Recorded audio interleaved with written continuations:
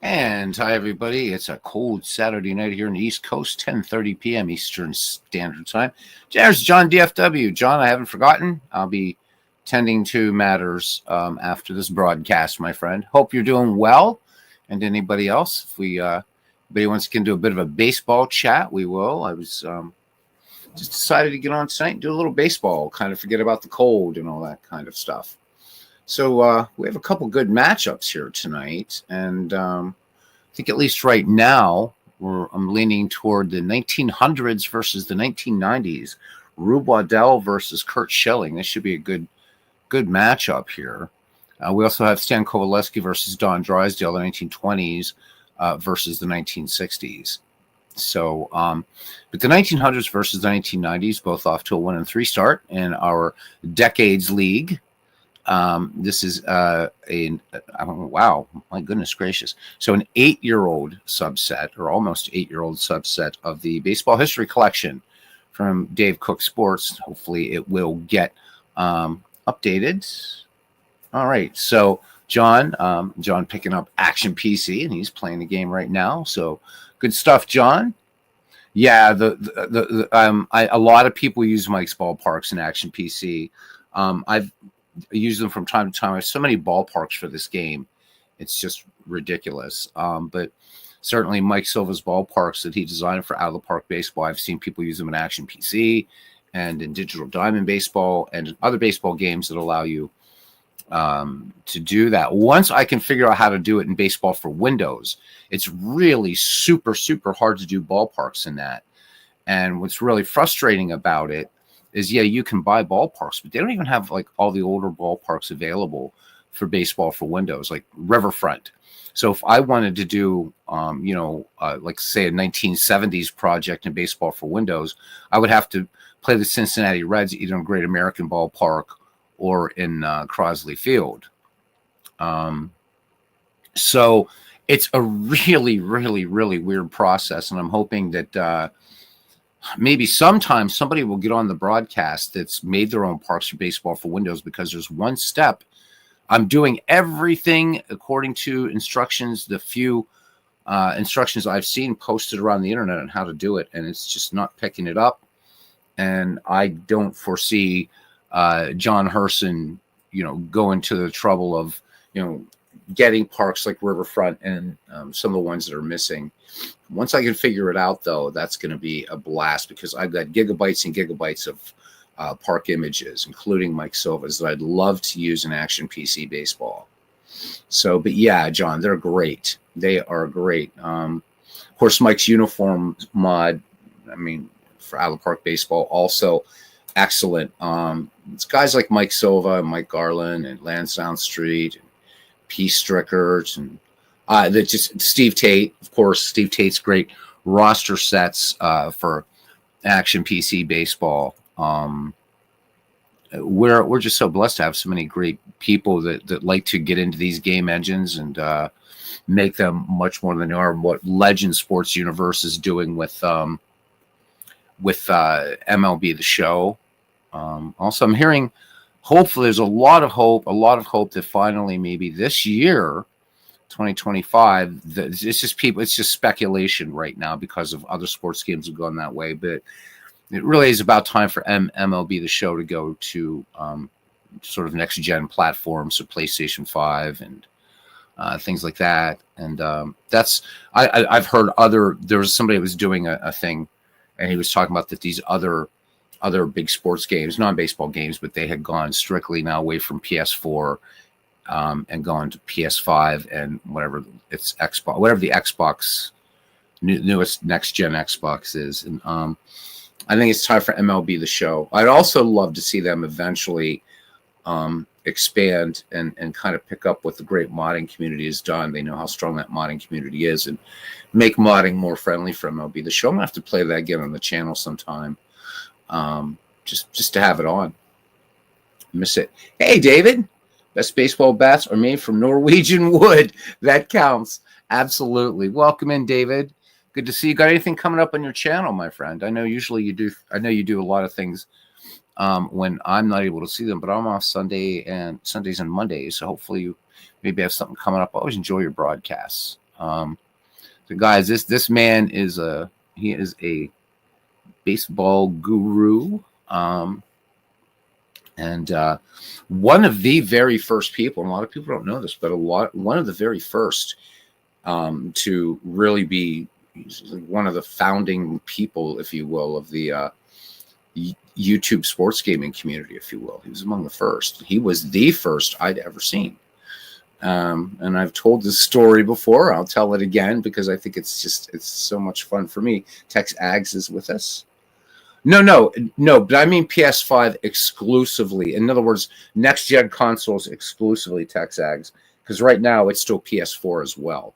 What I'm saying is to take advantage of the the graphics capabilities of next generation consoles, which are, like the PS5 has the equivalent. I forget what it is, an RTX 20 something in it, whatever it is. That's what I mean. But no, I know it's been on PS5 for all these years. I have MLB The Show back to, I think, number 18. But the thing it sucks is Sony has shut down. They shut down support for some of the older editions, which really sucks. So if you didn't get a chance to get those rosters for the older editions, you're kind of shit out of luck, to be straight up. Anyhow, I was one night just sitting in Europe, and I'm like, I'm just gonna look around on YouTube, and I don't know, it made me type in, because I was looking for demos of baseball games. And I just typed in baseball demos, literally, and this thing came up, and lo and behold, David was showing off Diamond Mine Baseball. And I remember because it was like a cell phone. He's kind of holding a cell phone up to his screen, or it was mounted on a tripod, something like that. But anyhow, I thought, wow, this is really cool. Somebody's actually showing, doing this and actually kind of broadcasting a game. It was really just kind of a look at Diamond Mine Baseball, but then, I'm like, I wonder if there's any other guys doing this. And of course, our Red Sox fan, ID Jester, the two Earls, those were the guys. Later on, found Ron Jockett and just a whole bunch of other people. And but I got to thank David, because just without his excellent thing on Diamond Mine, and then just getting hooked in this stuff and finding this great community of baseball fans here is awesome. So John says he considers PS5 to be last gen. And what can you say, man? So David says that he's David says he's playing his Strat 1987 American League games for April 22nd. Video for that will be Seattle, Minnesota, probably tomorrow. All right, that'll be a good one. Those Minnesota Twins were pretty good there in the late 80s, and of course into the early 90s. So that's cool. That's Minnesota Twins. They've always been a franchise. Of course, they are the original Washington Senators transplanted, but Minnesota Twins, they've had some really excellent teams. Go back to the 1960s, mid 1960s, and they were really they were tough. I mean, they didn't win a world championship in the 1960s, but man, they were tough. So always liked the Minnesota Twins, and trying to learn more about them. And offline on Out of the Park Baseball 25, I have a 1965 Twins replay that I mess around with occasionally. There's Aaron Reed joining us. They killed your Braves' heart in 1991. They did, after you killed ours, after the Braves did it to us.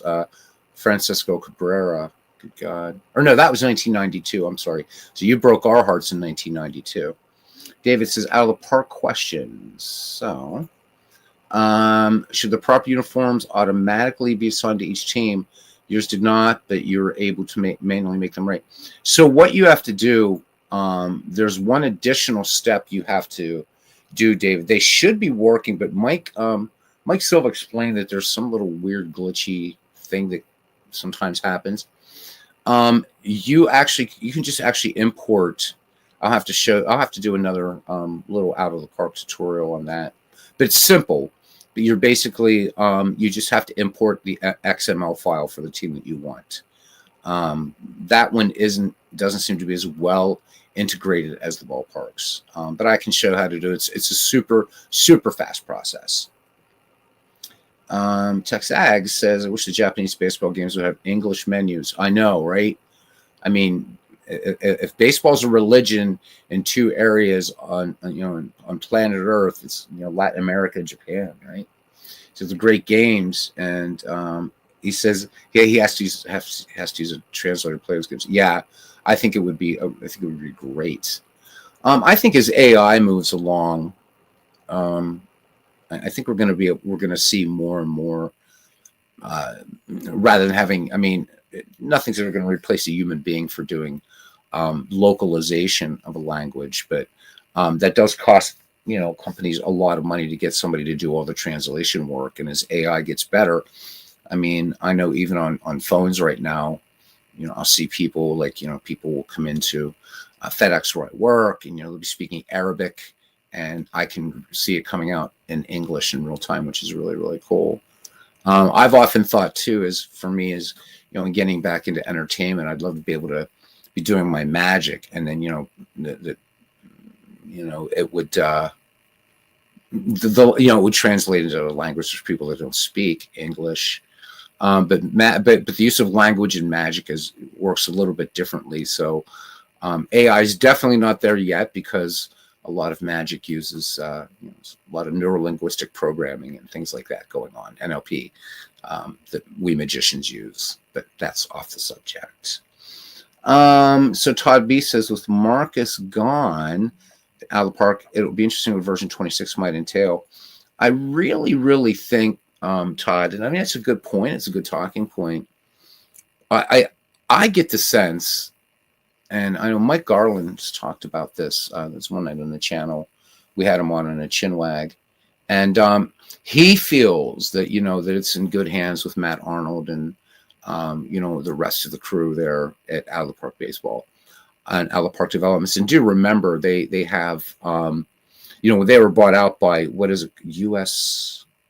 Sports U or something like that. It's a big Korean company, deep pockets.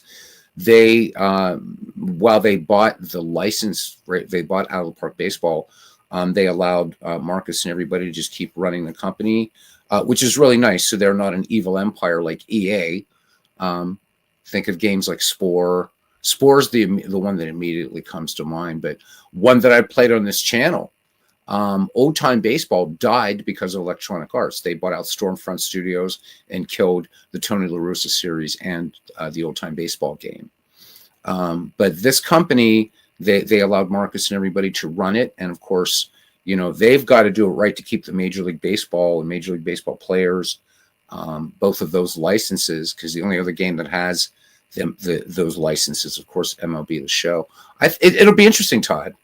I would like to see that company, and I've said this before, I think that the game that is going to pick up where APA left off as far as an announcer, and I mean, for all its glitches and everything, which it can be sometimes with the Ernie Harwell voice, remember, it's not a narrator. It's actually a very early use of AI in gaming, and that was in the mid-90s.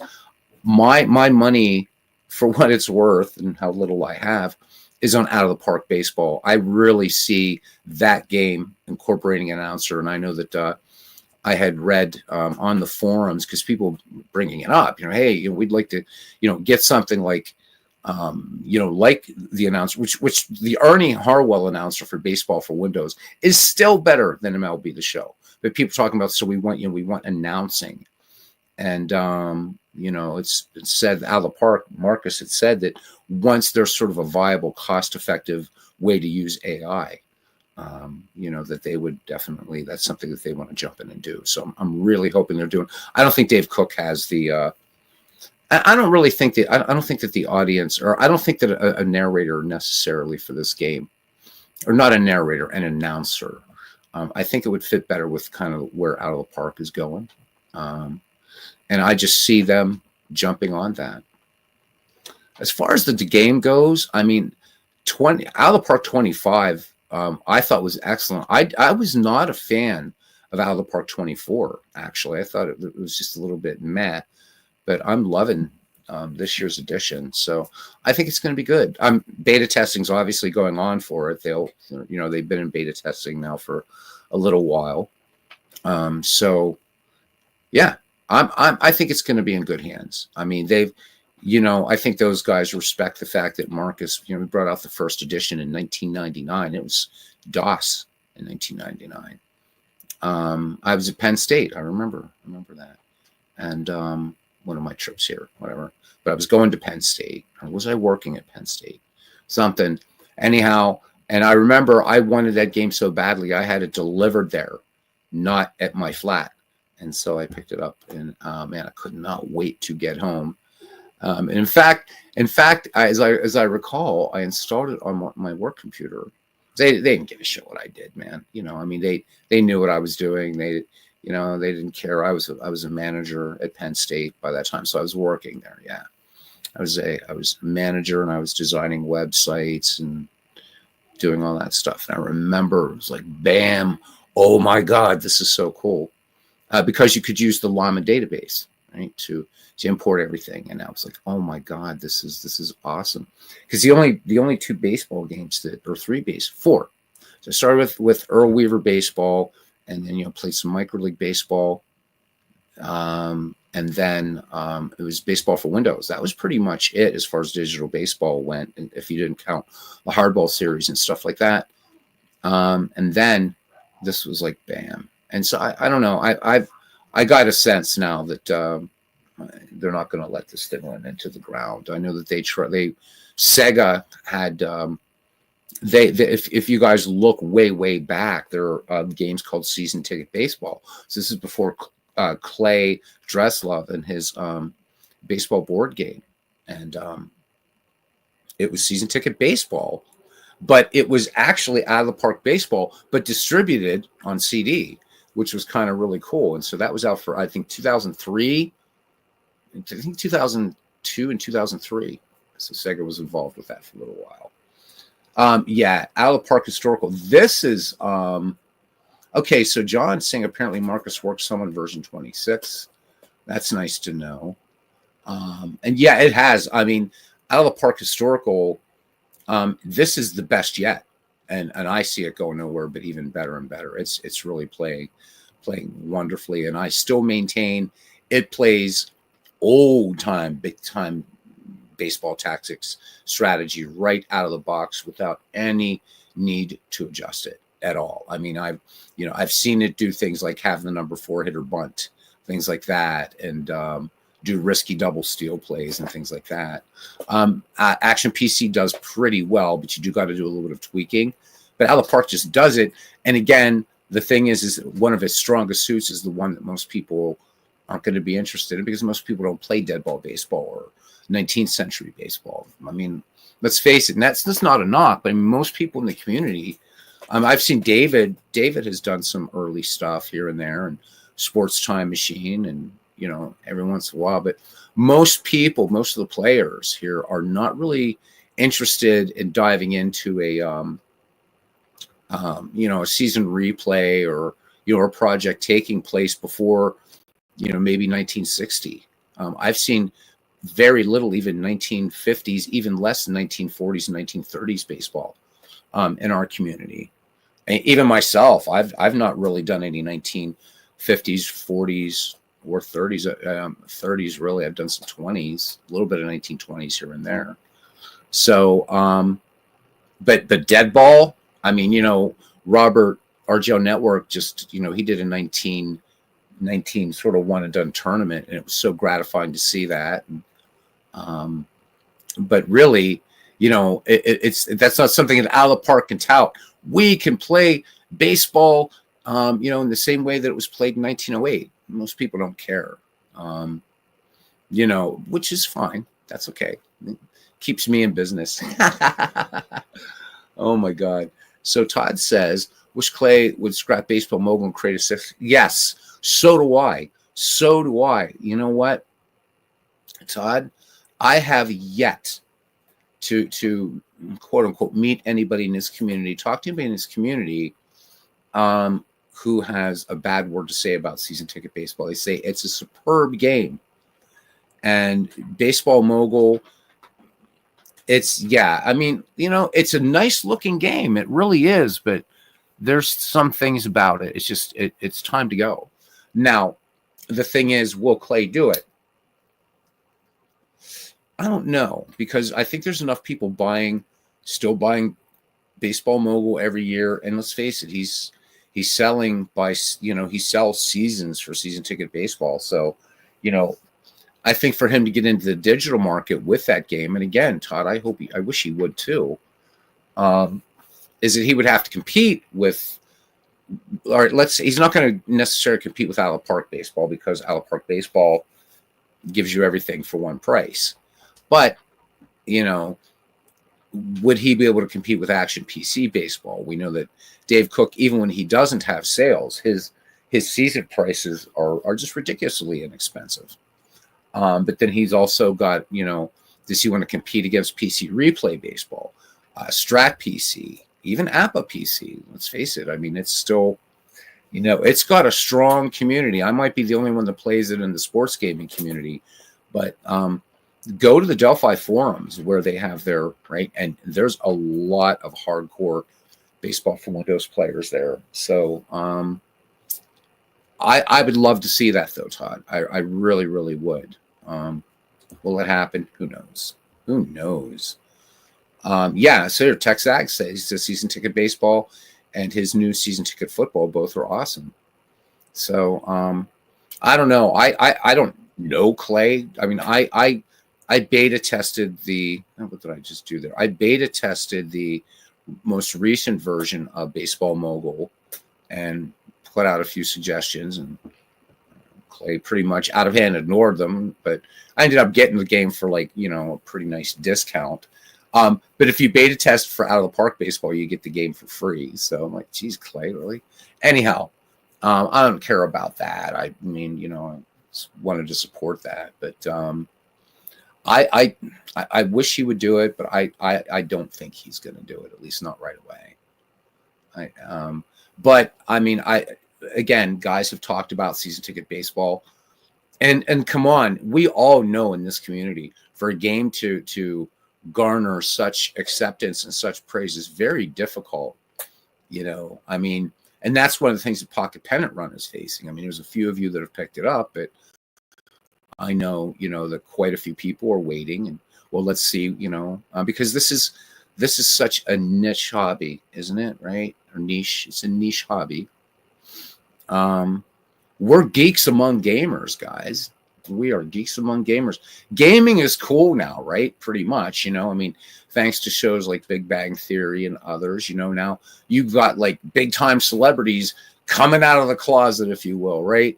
They've been longtime D&D players, but kept it quiet, right? Because it's like, wow, it's D&D, it's for geeks, it's for nerds, whatever. But now it's cool. But what still isn't cool yet, is what we do, and whether it's digital or cards and dice. We are nerds among the nerds, man.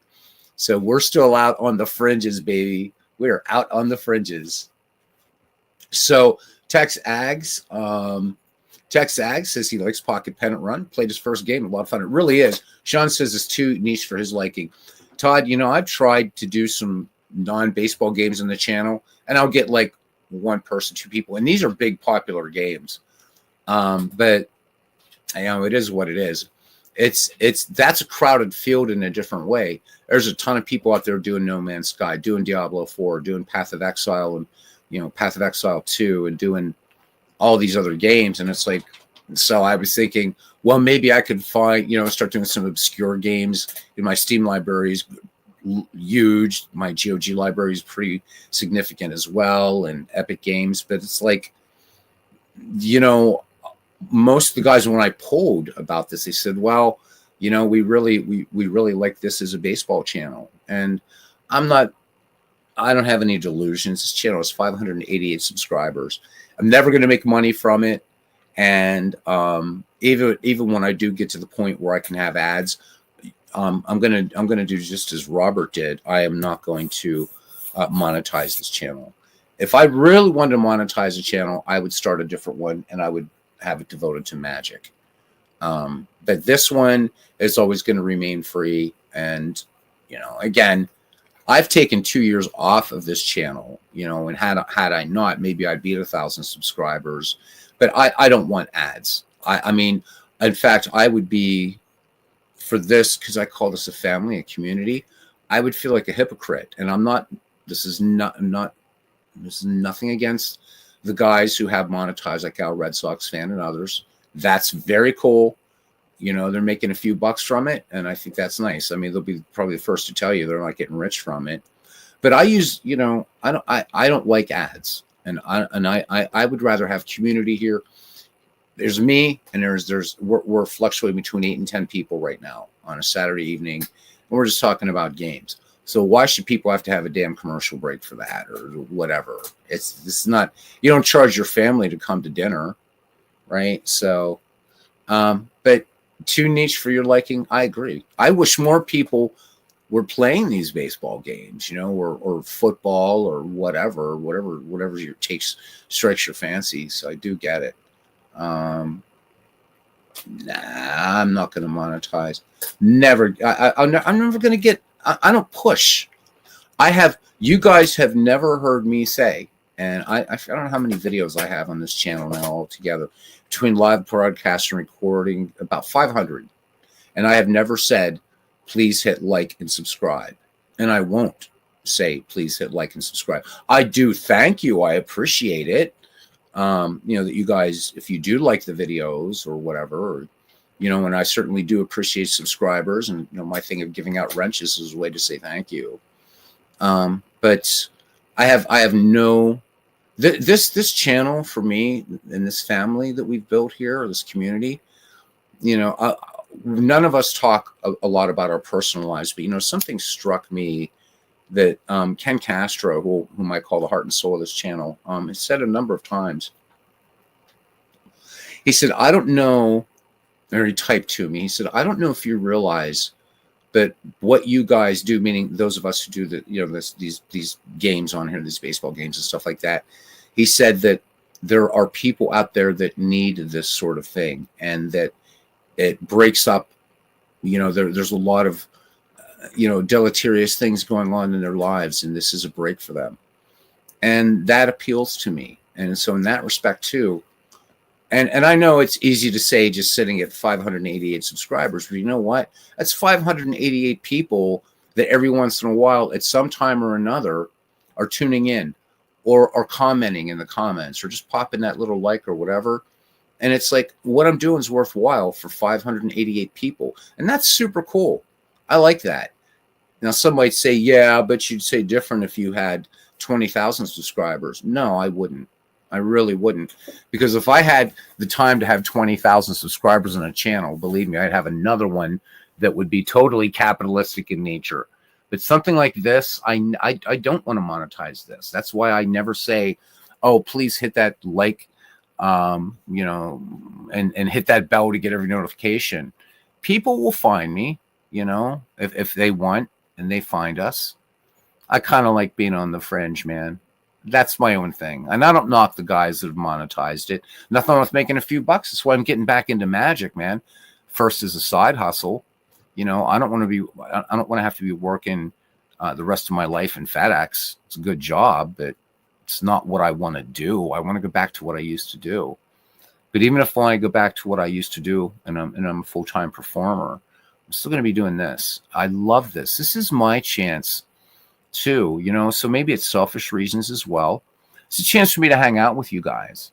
I've never met any of you. There's Clams and stuff. He says he loves him some tartar sauce. Oh my God. And there's cousin Ken Castro. So David says he's the same. He doesn't think he's ever asked. No, you haven't. I've never, ever seen you ask that or advertise your projects on Facebook. You're terrible. So I can do, there's Robert. He says he went back in the USSR. That counts. It does, Robert. So Robert, you know, again, I was talking about you earlier. You know, Robert had said that, you know, I mean, he's reached that threshold where, and, you know, I'm getting notices from, oh, you can jump in on this early. But Robert has reached that, you know, where he can, and he says he's not going to do it. You guys are friends, man. I mean, I've never met any of you yet. I mean, you know, probably the person easiest to meet at some point is going to be Probably Dwayne, because he and I live like maybe 45 minutes apart. It's just figuring out how to do that. Hopefully get together with Chris Slovic. Like to meet Cousin, of course. But you guys are friends, man. And you know, I was talking about people's lives. Well, things going on in my life too right now that, you know, aren't exactly great. And you know, I spent most of this evening watching Babylon 5, which I really love. And I thought, you know, I'm just going to get on and see if anybody comes in and have a little baseball chat or a baseball game or whatever, because I need it too. You know, it's community, and the tie into Babylon 5 is this, which is really nice. And it's a great show, by the way, Babylon 5. But they talk about how humans build community, and that's something even like Star Trek never kind of talked. But if you think about it, we do. We are about building communities. We're social animals, and I like it. And you know, for a few weekends there in October, late September and October, when I wasn't doing these because I was getting ready for some performances and stuff like that, which went very well, by the way, I found I really missed it. I found that I really, really missed it. Not the one. There you go. D. Scott Howard. He knows this Babylon 5. Zathras, and Zathras. I just watched the last episode I watched, D. Scott, before I came on tonight, was one of my favorites. It's called A Late Delivery from Avalon, and Michael York is the guest star in it. But anyhow, I could just start a Babylon 5 channel. Oh my God, I love Babylon 5. Love it to death. You got to love a show that can have King Arthur in one episode, Jack the Ripper in another. But it's cool. If you're a Star Trek fan, you'd like Babylon 5. It's a darker Deep Space Nine, but it's also loftier. But love it. And there's a lot of Star Trek people on there. But anyhow, I love this community. I do. And you people, you know how quirky and weird I am, man. And maybe coming to this channel for you is like this kind of morbid fascination. I don't know. But there's 17 people right now looking in. And that's awesome. I love it. So there we go. Ken says when he was laid up after surgery, he watched I wanted nothing more than to watch a stream from this community. See, and that's what I mean. The joy that Robert brings too. You know, I mean, and Ken says, sorry for rolling a Phil's game. Sorry for the lateness. Well, we won't make you write it 100 times on the board. It's all good, man. But you know, even when I don't come, oh my God, Robert, you're not going to let me live it down. You're never going to let me live it down. Oh man, oh man, oh man. You are so tough. You are so tough, dude. Yeah, well, I know I'm going to be Monday evening, Robert. I believe that this dude, RJL Network, it's opening night of his 1983 replay, so I will be there, my friend. But here we are. We're all hanging out, and we haven't even really talked much baseball. But I do. I find that I miss this, and you know, it's just always fun to have you guys, and that's why the game's secondary to me. I mean, we've been looking at who's going to play here I've been on here for 34 minutes, and there hasn't been a single pitch yet. There will be. Believe it when you see it. Bite me, Robert. So, Robert, yeah, man, go ahead. So you're being asked. So, Legends, I was just talking about you earlier as well. As Legend says, good evening to all of us who are apparently Easter candy. So, Legends, I was talking again about the people in our community that enhance the games that we love so much. And, of course, had to mention you and MLB The Show. I mean, thank you. So, I know it's a compliment. I know it's a compliment. I just, when people say peeps, I just always think of those little Easter candy marshmallow things. So it's all good. That's Eastern Texags. He says peeps are delicious. I've been out with a few peeps that were quite delicious, Legends, if you get my drift. Yes, indeed. It's been a few minutes though, so being single right now, it sucks. Oh well. Anyhow, Ken Castro, why am I not? So Todd B, that's called cold packing, but we won't get into that. Ken Castro says, when you say peeps, I think of peep shows. That's just me. We know that, cousin. Here we go. This is what I've been waiting for.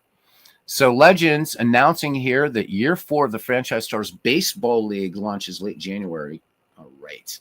My Pirates, finally, man. We've been doing pretty well in the Franchise Sports Baseball League without any of the legendary Pirates. None of the big guns have been in there so far. So this year now, that changes a little bit. My favorite player isn't there yet, but he will be eventually, Hannes Wagner, but not yet. Aaron's up for a good chin wag. So we'll get started in this game here. So I just want to thank this community for being a community and for supporting everybody. Yes, Robert, mea culpa. But I do show up to quite a few of your broadcasts and I enjoy them. You have great community over there. And thank you for being an example of what I want to do. And that's, I just, I don't want to monetize. I don't, not this. If I want to monetize a channel, I'll start something else. And in fact, I won't even tell you guys, what it is, because that would be like, really, really shitty too. There's lots of things I could do on YouTube. Music. I could do a music channel, I could do a magic channel, art. There's a lot of things I can do. Baseball. I want this baseball community for me to remain a place where it's something I've always wanted, because the people that I grew up with, and I'm not going to talk too much about that, just that it wasn't a very good life. But also, none of them were baseball fans. And, I always dreamed as a kid, to have some people to hang out with and talk baseball. I think that's why I've always wanted to, like why I'd like to meet Bernie. He's an older dude here. And it's like, I never had that, to have somebody to sit down and tell me baseball stories. When Bernie said, he saw Ted Williams play, he saw Carl Yastrzemski play. I never saw these guys play. And I've always wanted to have that. And I never had that, and then, I got into show business and, of course, everybody's doing show businessy things, whether it's music, magic, I'm also a trained actor. But I always wanted a baseball community and was able to find it here with you guys and all of you super knowledgeable fans, all of you, and love this game so much. So, why would I want to all of a sudden, for me to get to the point where I could monetize this channel? Why? That's silly to me, because these community is not possible without community. And so yeah, it's sort of like it'd be like Peter Jackson, right? So he did the Lord of the Rings trilogy, right? It was beautiful and it was amazing, but then he was going to then he would charge all his actors and his all his cast and crew to go see the movies. That's kind of silly. So that's that. This is a place for friends to hang out. And I know Robert feels the same. I mean, you got to love a channel. The very first thing I ever heard Robert say was, "And stadium barfs." And I'm like, okay, I got to hang out at this channel. This was cool. So, yeah. Let me see. Let's see what's going on here. So Legend says his football playoffs start this coming week, probably 2 weeks to complete. And then he says, hopefully the Franchise Stars Baseball League starts soon after. Looking forward to it. So Legends, I do sneak in and I do catch your non-baseball stuff. Every once in a while, man, I'll pop in and watch for a little while. And I realize that I don't know what the hell's going on. But I do watch. And of course, and I enjoy everything you do. And I know it was an educational experience for me, because I thought what you do with MLB The Show is amazing. But I will never forget when you were working on Madden, the football game. And I mean, might not be a football fan, but I know what the hell Terry Bradshaw looks like, and like you were doing. So you were creating players, and it's the Terry Bradshaw model in there. I mean, because you're right with the helmets on with football, it doesn't matter, right?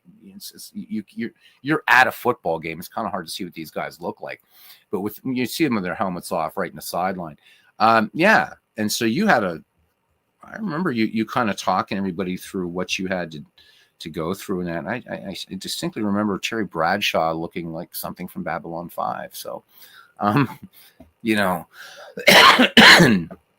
how, but you know, watched you do a basketball game one night. I was like, this is pretty cool, man.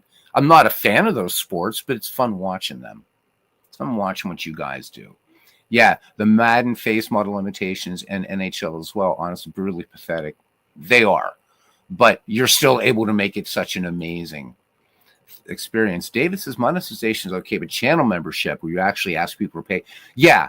So, I mean, that now I will. Okay, here's where I'm going to piss people off. Sorry, but I am. Thank you, David. But this is, I've seen channels that do that. Well, now if you pay this, you get this extra content. One guy he doesn't do it as far as a channel, but Baseball Replay Journal, whom I've wanted to get on here to interview or talk to. He's the guy that can do a Diamond Mine baseball game in 14 minutes. He has a blog where you have to pay for like premium content and stuff. And David, I agree with you. I don't think anybody in our community is doing that. Well, if you contribute to this, or this video is going to come out just for my Patreon people. I don't like that at all. I mean, if somebody wants to make a few extra bucks, I know, again, I'm not knocking. So guys, I'll make myself clear. I'm not knocking the guys that have monetized like our Red Sox fan. If Al's picking up a few bucks, good on him. Good on him. And I don't think that Al would be the kind of guy that would say, well, I'm also going to do just premium. I mean, he's one of the guys that is really a linchpin of this community. It really is, along with David. The two Earls, so the guys that I first caught, back in 2016, in 2017, those were the guys doing it. And I would hate for that to happen. I wouldn't. I can tell you honestly that if somebody said, yeah, but look, Beatles, if you just branched out and you did this and you did that, and you would tell people, well, I'm going to start making videos that are Patreon only and blah, blah, blah, and you're going to make an extra 10 grand. I wouldn't do it, man. I just wouldn't do it. I wouldn't feel right.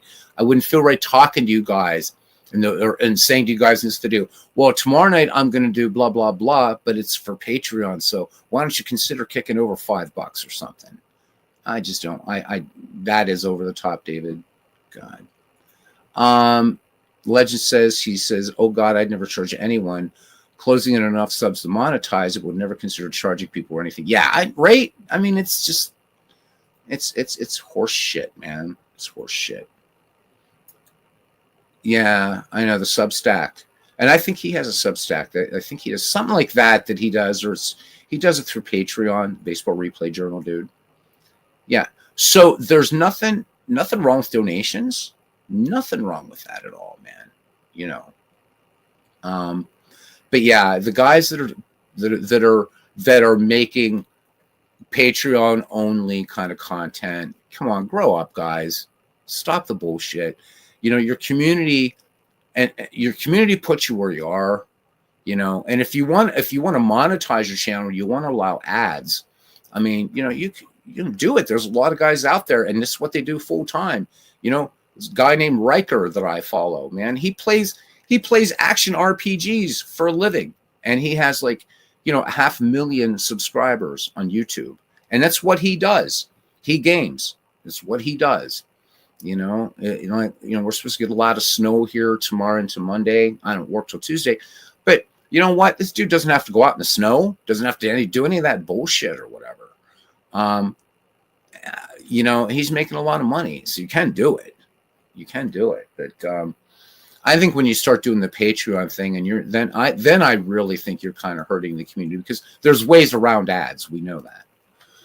But as far as that stuff goes, then I think you are asking the cast and crew to pay to see the movie, and that's bullshit. That's just bullshit, man. Not going to do it. And here's another.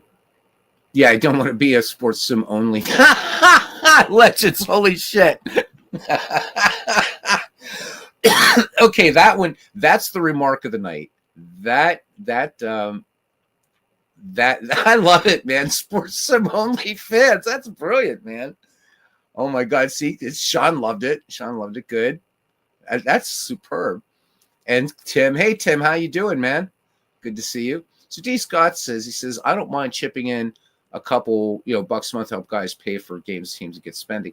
Yeah, and I mean that's nice. I mean, if people want to do that, I mean, I'm not saying for me, but I'm saying like if you see for other guys, hey, in fact, I've seen this on other channels where guys will say, hey, listen, so and so, if I buy the season, would you play some of it on your channel? And there's nothing wrong. There's nothing wrong with that at all. I think there is something wrong though with YouTube, especially YouTube. I know Twitter's a different animal altogether, and I'm not interested in Twitter or Twitch. Twitch. I'm not interested in Twitch. I mean, come on, the kinds of games I do. I mean, I know Ron Juckett. He's over on Twitch. More power to him. But for me, I'm not interested in Twitch. It's, but I just could never. I would never want to ask. I would never do it. Hey guys. Besides, I have more damn baseball here than I can ever play anyhow in 10 lifetimes. So, because I tend to buy games that give me all the seasons, or where I can buy, or games like this one that I feel are worth investing in. Like Action PC Baseball. But yeah, there's nothing wrong with that, D Scott. That's cool. David says, I mean, to pay people to come watch your videos in this niche. If you get 200, I know. I've gotten 200 views every once in a while, but it's super, super rare. Super, super rare. Oh, so you're saying pretty sure Ron is off Twitch? Because I know it was a couple years ago. He was making the move over to Twitch, and then kind of simulcasting to YouTube. I know that he was doing it. So he's not with Twitch anymore. Okay. Not knocking him for him being there. So Ken has no problem raining money at the gentlemen's clubs. Well, yeah, I think we can all dig in our pockets there. But legends, seriously, this I love it, man. Sports sim only fans. If you know what, it'd be kind of fun though to like design something like that and stick it up on OnlyFans. Like come on, man. I can show you some of my artwork sometime. It'd be fun. And of course, with AI programs now too, I think it'd be hilarious. So Legend says, only ones that get 200 views, I'm gonna do breakdowns. Same here. Yeah, same here, Legend. So when I do tutorials, right, things like that, or unboxing of a new product, bam, it's crazy, But do like just a game. There's no 200 views, no 300 views. It just doesn't happen. I mean, I'm looking, it's like 16 people are watching, and I'm like totally geeked, right?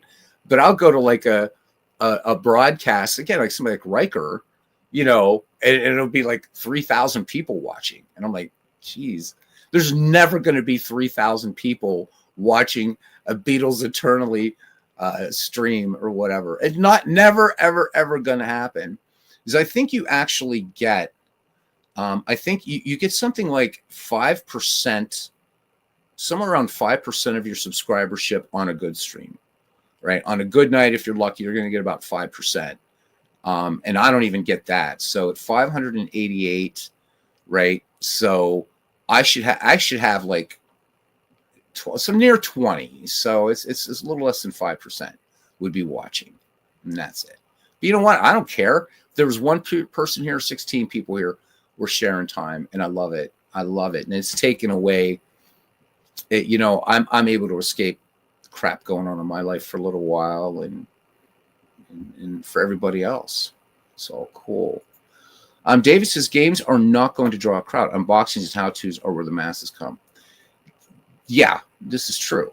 Legend says back here, pay $10 a month for close-ups. Dwayne Martz's hands dice. Well, some people might think Dwayne has some pretty smexy hands there. I don't. Next time I get a girlfriend, though, I'm going to maybe get her to roll some dice, and we'll see what happens. But right now, Legends continues. My boxing ratings videos got more than any of your game broadcasts. Yeah, and I know when Steve Tate was explaining how he was carding players for this game for Action PC Baseball, a lot of viewership. But so Legends, what's really is for you and I'm singling you out for a very good reason here, because you play other sports games. So you could, and besides the fact that you and Chris Slovic, you guys sound like real baseball announcers. But you have so many more unboxings and so many more tutorials you can do, because you do boxing, you do basketball and hockey and football and all these other sports. I'm like baseball. What am I going to do? How many, I've done the unboxing for this, for Action PC Baseball. It just came out last month, but the people are going to buy it have bought the game now. And so I just play it now for fun. So you do have more opportunities, and I think that's awesome. And I love watching that process. I've told Mike Silva, man, you got to get on and do some videos about how you make the ballparks. People love them. It's insane, right? So let me see. Tim says RGL's best video. Oh, his selection show is crazy. It's almost like you got to call and get reservations. Yeah, exactly. And yet, for all these guys, right? Welcome in, Clinton, right? All these guys do excellent content, though, man. Seriously, tune into Slovic, and you're listening to. By the way, everybody, let's hope hopefully he's landed safely back in Islamabad. It's a long flight. But I know he was flying back to Pakistan, so hopes go along to Chris. But when he broadcasts, like most of us are either sleeping or at work or whatever and can't catch him, and criminally underrated or undersubscribed channel. I'm just not underrated. But you listen to him, listen to Legends, man. It's like you're listening to the real thing. That's why I'm like always so stoked when they do baseball. It's, yes, man, this is like listening to real baseball, and seriously. And, both of them have experience in baseball that we don't necessarily, you guys, Legends is not only is baseball kind of his hobby or sports his hobby, but it's also what he does for a living that's sports related. So, hey, you got to love that. So anyhow, he says, I do my ratings development process or analyze like AI and stuff. And you have so much you can do, which is nice. He does have a 4-part series. The thing is, though, is you got to know where to look for it. And actually, it's funny, D. Scott, that you mentioned it, because I mentioned it. Mike, I said, well, no, you have that. He said, I even forgot I did that. And it's like, yeah, to do them now. There's so many more people using your ballparks in all kinds of different games, right? You were designing these first, so like, I wonder if I could do it. And everybody now in the park community are pretty much using the ballparks. But now people are using them in Action PC and Digital Diamond and God knows where else. You're going to see Mike Silva's ballparks pop up. Probably at one of Ken's gentleman clubs. I don't know. Clint says, no, I do my best in group pages. I don't need to broadcast. I write. You don't have to like them, but you can read them. You know what, though? I miss you broadcasting, Clinton.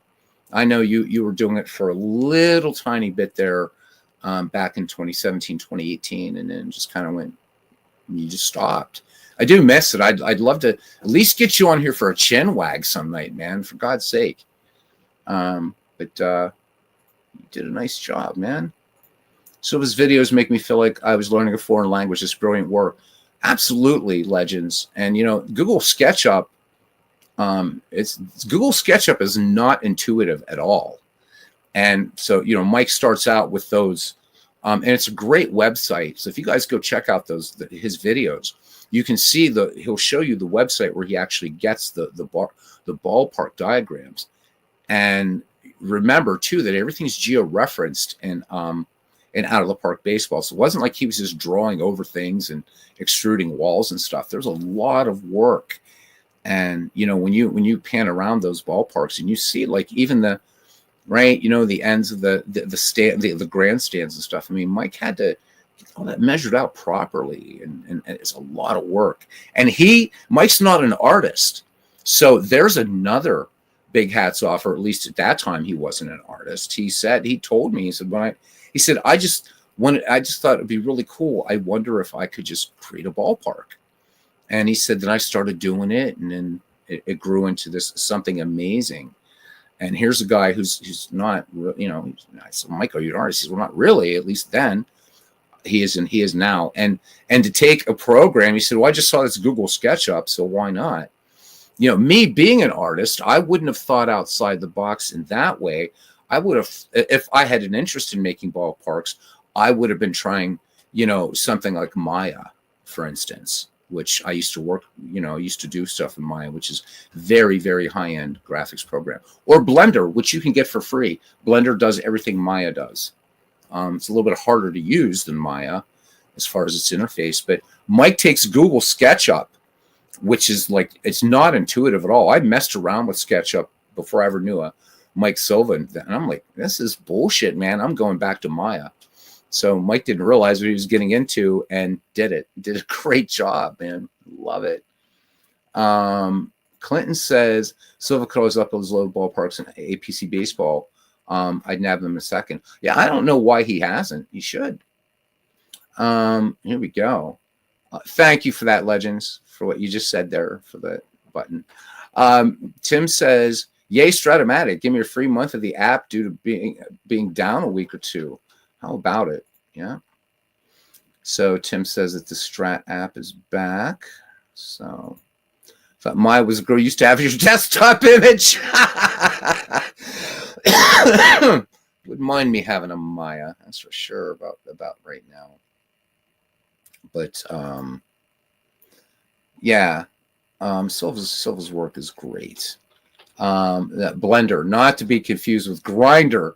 Oh, Ken, should I ask how you know about Grinder? Anyhow, do I use so I'm using StreamYard, David, and what's nice about StreamYard is this. If I have most of my synthesizers are packed away, but I do have one right next to me, I could turn it on and start playing it right now. There's no delay. As you guys are commenting, everything's happening in real time. StreamYard, OBS sucks. And the reason why I got away from OBS is every once in a while I've done a little kind of just goofing around testing music things on here because I wanted to start doing some Space Engine stuff accompanied by my own music just to let people kind of chill out and, you know, take a trip without ever leaving the proverbial farm. And setting up OBS to share video, to share desktop audio and all that kind of stuff is awful. StreamYard, all I got to do is press a button. So it's really nice. I do use the paid version of StreamYard just because that way, because I don't do recordings anymore. I do live streams. I like the organic feel of them, whatever. But it's not bad for what it is, $15 a month. And I could, if I wanted to, I could brand it, put my little tiger up there, that little tiger drawing. If you see on my channel, that tiger, that's actually it's something I drew.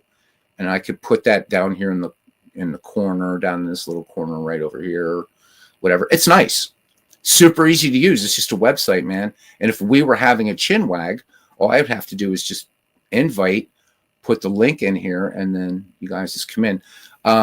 OBS is not friendly for having multiple people. David, for a while, this is before you started kind of coming around. I think it was toward the end of last year. We did a few games where we had I had 4 or 5 people in here, and each person would broadcast an inning or two. It was really fun. So check it out. StreamYard's pretty cool. The free version, you are limited to the amount of hours that you can use, and you have to have the little mallard duck up there, which I see is, but if you pay for it, you get unlimited live recordings and you can have unlimited guests and chats. With the free version, you can have 10 on a live chat. But right now, I could bring all 16 people on here that are watching this right now. I could have all 16 on mic and on your webcams or whatever. So it's real nice. Yeah, Aaron Reed, StreamYard's excellent. OBS, I hate it. I hate OBS. I hate it. I don't have to worry about YouTube keys or any of that crap here. You set it up. You basically then, you give it permission after you log into YouTube, and it's basically live stream, edit, enter studio, present, go live. It's super easy to use and no bullshit. And again, if I wanted to make a live music channel, StreamYard, I wouldn't use anything else. I know Steve Tate uses Prism. What I've never learned to do, there's two things I want to learn. I'd like to learn, I don't know how to stream like with my voice from PS5. Just for when Legends isn't doing baseball. There's been occasionally I wanted to show MLB The Show, but just do a game. But then, like, I've always said, if he's doing baseball, I would never do MLB The Show. In fact, I don't even do MLB The Show when he has Franchise Stars Baseball League going on. I think that should be his baby exclusively there. He's never, said, oh no. In fact, he said, no, it's fine, do it, but I don't want to. But the other thing I want to do, besides learning how to do that, because I do there's some PS5 games I would like to show. But I also want to learn how to stream from an Android tablet, because I want to show you guys Out of the Park Go. And I have no idea how to do it. So anyhow, there you go. Streamlabs worked well for Sean. Yeah, it's great. I may have to check out StreamYard. No, you won't need a tutorial. Shit, you need a tutorial, I'll give you a tutorial. It's super, super easy. Yeah. So yeah, I mean, so I've streamed games, like just games with those two announcers, but I mean, I'm talking like using my voice, Legends. I have no idea how to do it. I did it one time with No Man's Sky, but I had some sort of cheap ass mic plugged into my controller. It's like, no, man, I'm going to use I have a nice Logitech here. I'm going to use that my PS5. I have no idea how to do it. Maybe someday I'll figure it out. Who knows? But David, it's easy. It's super, super easy. StreamYard. It really, really is. Let me see. Is this going to make a weird? Can I do this? So there, you get to see the. I'll let you see. You're going to see the infinite thing for a second. So everybody smile and wave. But David, once you're in, this is the main StreamYard screen, right? So if I want to mute my mic, I would just press this button, right? If I want to start the webcam, blah blah blah. There's my settings. I can stop the screen share. Present is how you start a screen share. Invite is how you bring people onto mic on your channel. And then up here, end stream. Dude, I mean, it's really it. Up here, you edit the title of your stream. That's all there is to it. It's that easy. There's your StreamYard tutorial, man. It's simple. So Streamlabs is a little bit different. I'm sorry, because I looked at Sean. So Streamlabs is pretty neat. It's different than this, but yeah. Thanks, Legends. I appreciate it, man. I do. I really, really appreciate it. All right. So let's talk about what we're doing here. This is the Decade League. And I hope Dave Cook doesn't get, because I trust you guys. I've made this offer, and so John, again, we'll be talking. For anybody, if you have the baseball history collection, and so we're taking this on honor here, and this because it's a subset of the baseball history collection. Let me know in the Discord, and I'll give you this Decades League, because this was part of the baseball history collection. It's just that, I figure you already have the database, so now you'll have this if you like it. A lot of people have taken interest in this. There was some surprise last night, though. We were looking through some of the rosters, and Mickey Mantle is nowhere in here. And so I was wondering if some night you guys think we should go through this baseball or through this Decades League. And we can't let it get too bloated, but maybe bring in some players that aren't in here. I'm really shocked. We checked the 1950s and the 1960s, and Mickey Mantle is not in here. And I'm like, what? How can Mickey Mantle not be in here? But he's not. He is nowhere to be found. So, and I'm sure there's probably a lot of other great players missing too. I suspect probably a lot of 1940s, 50s players are probably missing here. Mickey Mantle was a huge oversight, though. Huge oversight. God. So not in this chat. All right. Hey, Legends, man. Thank you for coming out. Legend says he's checking out. He's working on a boxing project to be launched soon. Now, I'll check that out because I do like boxing. So keep us informed. I will watch that. I do like boxing. All right, Legends. Thanks, man. So, John, to answer your question, guy who does a lot of beta testing is Steve Tate. So reach out to Steve Tate. Steve Tate is guru of this game, like Tim is with Strat, like David Baseball Demos, and Robert R for Inside Pitch and what have you. So Steve Tate's the man to reach out to. Hey, Tessier Ashpole. Holy shit. Haven't seen you in a while. Good to see you, man. Welcome in. He said, always lurker Beatles, but love listening to your baseball history, man. Keep doing what you're doing. Thank you so much. That means worlds. It really, really does. So, and on behalf of these great players that in my own humble way I try to remember, I thank you on their behalf. Not that they need my humble words, but thank you. Thank you. I'm glad you're here. So this Decades League, it's proven to be people are liking it. So I'm going to go on with it for a little bit. What this was in 2017 in the Baseball History Collection. Dave Cook released, and he always releases a bunch of subsets. This was one of them. And so they put together the best players of each decade in baseball going. The 19th centuries is kind of its own thing. So it's in here represented, from 1880 to 1900 or 1880, or maybe it's 1890 now, although 1900 is still the 19th century anyhow. And then the best players of each decade. And so it comes out of the rip ready to play in a league, full schedule, everything like that. But somebody asked last night, I'm trying to remember who it was. I'm sorry. Forgive me. It escapes me right now. But I think it was John, actually. So where's Mickey Mantle? And I'm like, oh, let's see in the 50s or 60s. We looked. Mickey Mantle's not in here. So maybe a fun project we could do as a community some night is we could kind of like throw out some names and say, okay, is so-and-so in here?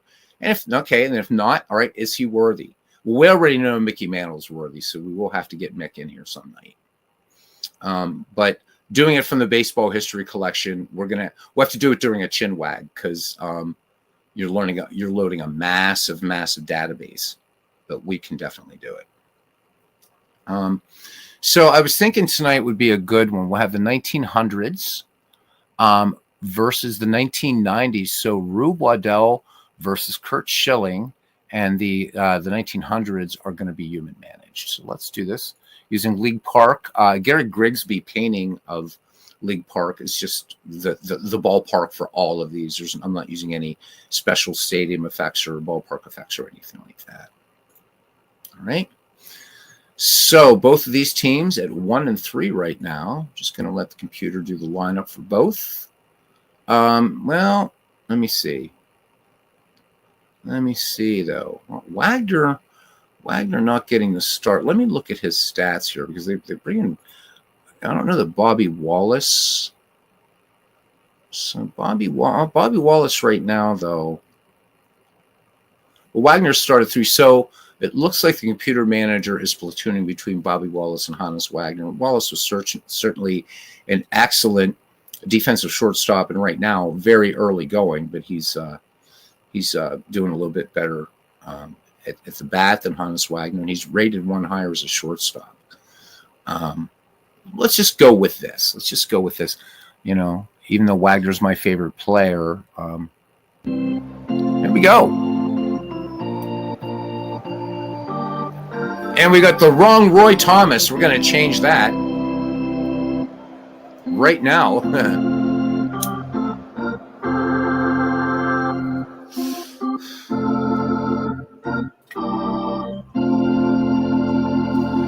All right, little baseball action finally, an hour and 9 minutes in. So Hall of Famer and former game publisher Curt Schilling will go up against another legend, the great Rube Waddell from Punxsutawney, Pennsylvania. So this is based at 65 degrees, and we have a bit of rain here. Wish it was going to be 65 here. Play ball. Play ball. All right, we have to let our batter go through, and then we got to change Roy Thomas. Too bad I can't change him now, but we'll change that picture as soon as he does whatever he does. Let's look at the starting defense for the 1990 squad. In left field, it's Albert Bell. In center, Kirby Puckett. In right, we have Tim Salmon. First base, Jeff Bagwell. At second, Robbie Alomar. At short, Omar Vizquel. We're probably going to be changing that too. No, we're going to leave him at short. What am I thinking? The game started him in right field one night. It was really weird. At third, Chipper Jones catching, Mike Piazza, and on the mound, Curt Schilling. All right, Roy Thomas in there. Thomas hitting 250, 1 run batted in, and we will get us a picture of Roy Thomas here after he does what he does. Schilling ready to go, 2-0 pitch. Thomas bounding ball to second. Robbie Alomar bobbles the ball, and Roy Thomas is aboard. So score that one E4, and we're gonna get Roy Thomas all fixed up here now. 1900. There we go. This is something out of the park baseball needs to add, man. Needs to do, and that is to fix player photos in game. All right, so luckily you can do that in Action PC Baseball when it doesn't do something goofy like what it just did. I'm not sure. There it goes. It's back. All right. So Roy Thomas. Let's find us a better Roy Thomas. Well, that's a Ray Thomas. Oh, my God. Come on. Really? Do I have to go out and find? I'm not going to do it right now. There we go. All right. That's better. All right. Back to the ball game. So in case anybody wonders, there it is. Curt Schilling's not. He's going to be. I call him one because he's going to be, man. He's going to be. Tim says Ron had an issue where he put in the White Sox Frank Thomas for the 1960. Oh, yeah, instead of the original Frank Thomas. Yeah. Well, luckily in Action PC, out of the park baseball, you can't change player photos during the game, which is dumb. But at least in this game, you can. Tessie Asheville says former game developer Curt Schilling. Woof, I know. Kingdoms of I loved Kingdoms of Amalur, actually. But yeah, what a Mongolian cluster bleep that was. How about it? All kinds of whatever. But there's a bit of rumblings going on that another publisher, who is, I think it's THQ Nordic, is interested or has bought the rights to Kingdom of Amalur, and there may be a sequel. It's really a good game. And Curt Schilling, big D&D geek and everything like that. So, I mean, Kurt's a gamer, so I think he should be in the Hall of Fame even just for that. Fine pitcher, though. I mean, let's be real. But yeah.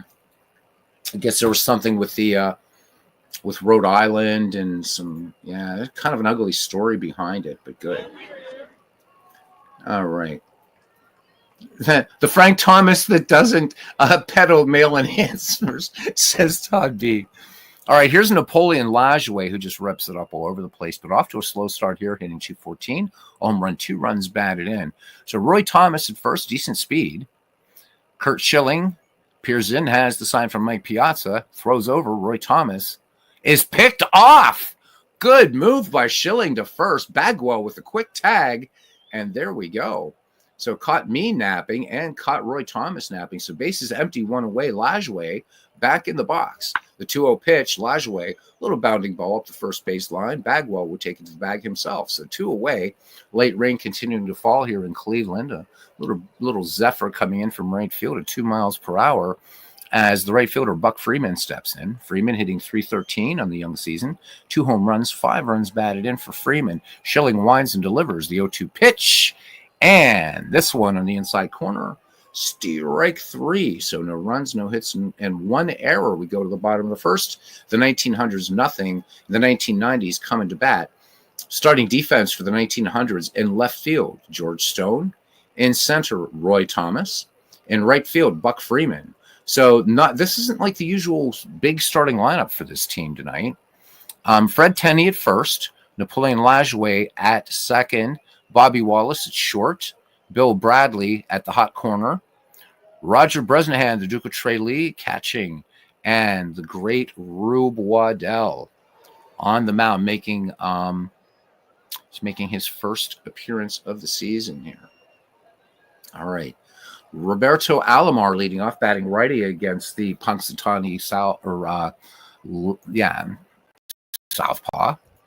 Here we go. 0-2 pitch. And Waddell starting out doing what he does best, strikes him out. Still one of the most dominant strikeout pitchers in baseball history, any era, Rube Waddell. All right, here's Omar Vizquel. Vizquel hitting 286 in the season thus far. Waddell lets it go. 0-2 pitch. Vizquel goes down. Called strike 3. All right, can Waddell strike out the side? Here's Jeff Bagwell. Bagwell hitting 111 with 1 run batted in. 0-2 pitch. And Rube Waddell strikes out the side. We go to the top of the second. No score. Welcoming guys, thank you. This is the Decades League. And maybe we'll open up the mic here in a little while and bullshit some baseball. After all, it's early on the Beatles Eternally channel. It's only 11:45. All right. Fred Tenney will be leading off here, followed by George Stone and Bobby Wallace. Fred Tenney hitting an even 500. So he's 6 for 12 with a double, 2 runs scored, and a stolen base. Curt Schilling, ready to work, has a sign from Mike Piazza. The 2-1 pitch, sharply hit up the first base line. Bagwell, plenty of time, walks it to first. 3 unassisted. All right, here's George Stone, the lefty, in there against Curt Schilling. Stone hitting 214. Schilling deals 3-1 pitch. Curt Schilling loses George Stone, so the 1900s have another base runner. As you remember, Roy Thomas was picked off first. So that was the only other base runner. Decent speed, 25 steals in this file. Again, this file is based on the baseball history collection. So this represents the peak slice of a player's career. Good night to you, Robert. Thank you for stopping in. It's always a treat. Remember, guys, 7:30 Eastern time, Monday night is opening night 1983 replay on RJO Network. MV joining us. Holy shit. MV, how are you doing, mate? Oh, man, always chuffed to see MV. All right, MV saying hello to everybody. Everybody be nice and say hello to MV. Even though he's a Manchester United fan, he's all right in my book. All right. We know that Everton's better. Okay, anyhow, here's the pitch. Oh, throw over, and this time batter not, or runner not erased. All right, Schilling comes home with it now. Count full on Bobby Wallace, and popped out quickly to Mike Piazza. So 2 away for the third baseman, Bill Bradley. Bill Bradley making his first plate appearance of the season. Schilling throws over, and that's a pickoff. 2 pickoffs. George Stone caught napping. So highlights in this game thus far have been by the pitchers. Rube Waddell strikes out the side in the first, and Curt Schilling has picked off 2 base runners. All right, bottom of the second, we are scoreless here. Former Angel Tim Salmon will bat, followed by Chipper Jones and Mike Piazza. So some serious power here for the 1990 squad. All right, lefty Waddell deals 3-0 pitch, and Waddell gives up the free pass. Tim Salmon will perambulate to first. Runner on board. Salmon not really a threat to steal, but when I say that, that's when they usually steal. Chipper Jones is hitting 286, a home run, a run batted in. All right, Hall of Fame third baseman in there against one of the greatest of all time. 1-2 pitch, Chipper Jones. This one catches the outside part of the plate. Waddell has struck out his 4th. Waddell with 80 walks and 229 strikeouts in this file. Rube Waddell, despite being one of the greats in baseball, is somebody I think we are going to highlight on the channel some night. I think he deserves it. All right, here's Mike Piazza. Hitting 200 with a home run and 5 runs batted in. Waddell rears and fires. 1-1 pitch, sharply hit up the middle. Oh, what a great play by Lajoie. He goes on to Wallace. They fire to first, and that is an inning-ending double play. Lajoie flashing the leather. All right, we go to the top of the third, and we are scoreless. Bill Bradley, Roger Bresnahan, and Rube Waddell due up for the 1900s. So Bradley was at the plate when George Stone was picked off by Curt Schilling. All right, Schilling brings it full count. Fly ball, shallow center. Kirby Puckett covering a lot of ground. Diving catch out there in center field by Kirby Puckett. May his memory be eternal. All right, one away. And here's the Duke of Trey Lee. Bresnahan making his first appearance in the season. 0-1 count, fly ball, shallow center. Kirby Puckett show all the way. 2 up, 2 down for Rube Waddell. Rube Waddell not known as a good hitting pitcher. Here's the pitch. Waddell swings, bounding ball. Chipper Jones up with it and poetically fires on to Bagwell. But instead, instead of a haiku, it's really bad iambic pentameter. Score that in E5 on Chipper Jones. Ball gets past Bagwell, and Rube Waddell makes it to second. Back at the top of the order now, Roy Thomas, who was picked off last time. He was safe on an error. Schilling brings it, 0-2 pitch, and all for naught as that strikeout number 2. So we go to the bottom of the third inning. No score, and here's the happiest man in baseball. Albert Bell will be followed by Kirby Puckett and Curt Schilling. Midlife Crisis joining us here tonight. Tim picked up on my Everton comment. He said Everton was awful this year, but then again, so is Manchester United. So he said, can't best a bit of Beatles in the morning. So you fancy there a bacon bussy, do you? So I had to give MV a bit of scouse there. He's not a scouser, but I had to give him one. He knows his scouse though. You fancy a bacon bussy? All right. So Midlife Crisis, man, he's working the deals. Right? Yeah, you are up. You're up super early, MV. What's going on there in Blighty that you're up this early? So they've got the Fields of Dreams League and Midlife Crisis. MV, notice you need a second base. Wish I could help. So he also says felt bad for the Hermanson blown save. So these guys always wheeling and dealing in the Fields of Dreams League. All right, here's Albert Bell now, the delivery.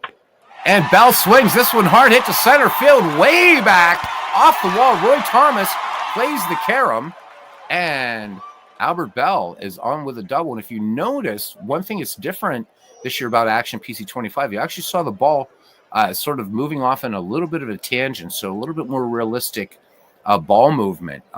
It's definitely gotten better. All right, Bell in scoring position in the 1990s, threatening with nobody out here in the bottom of the third inning.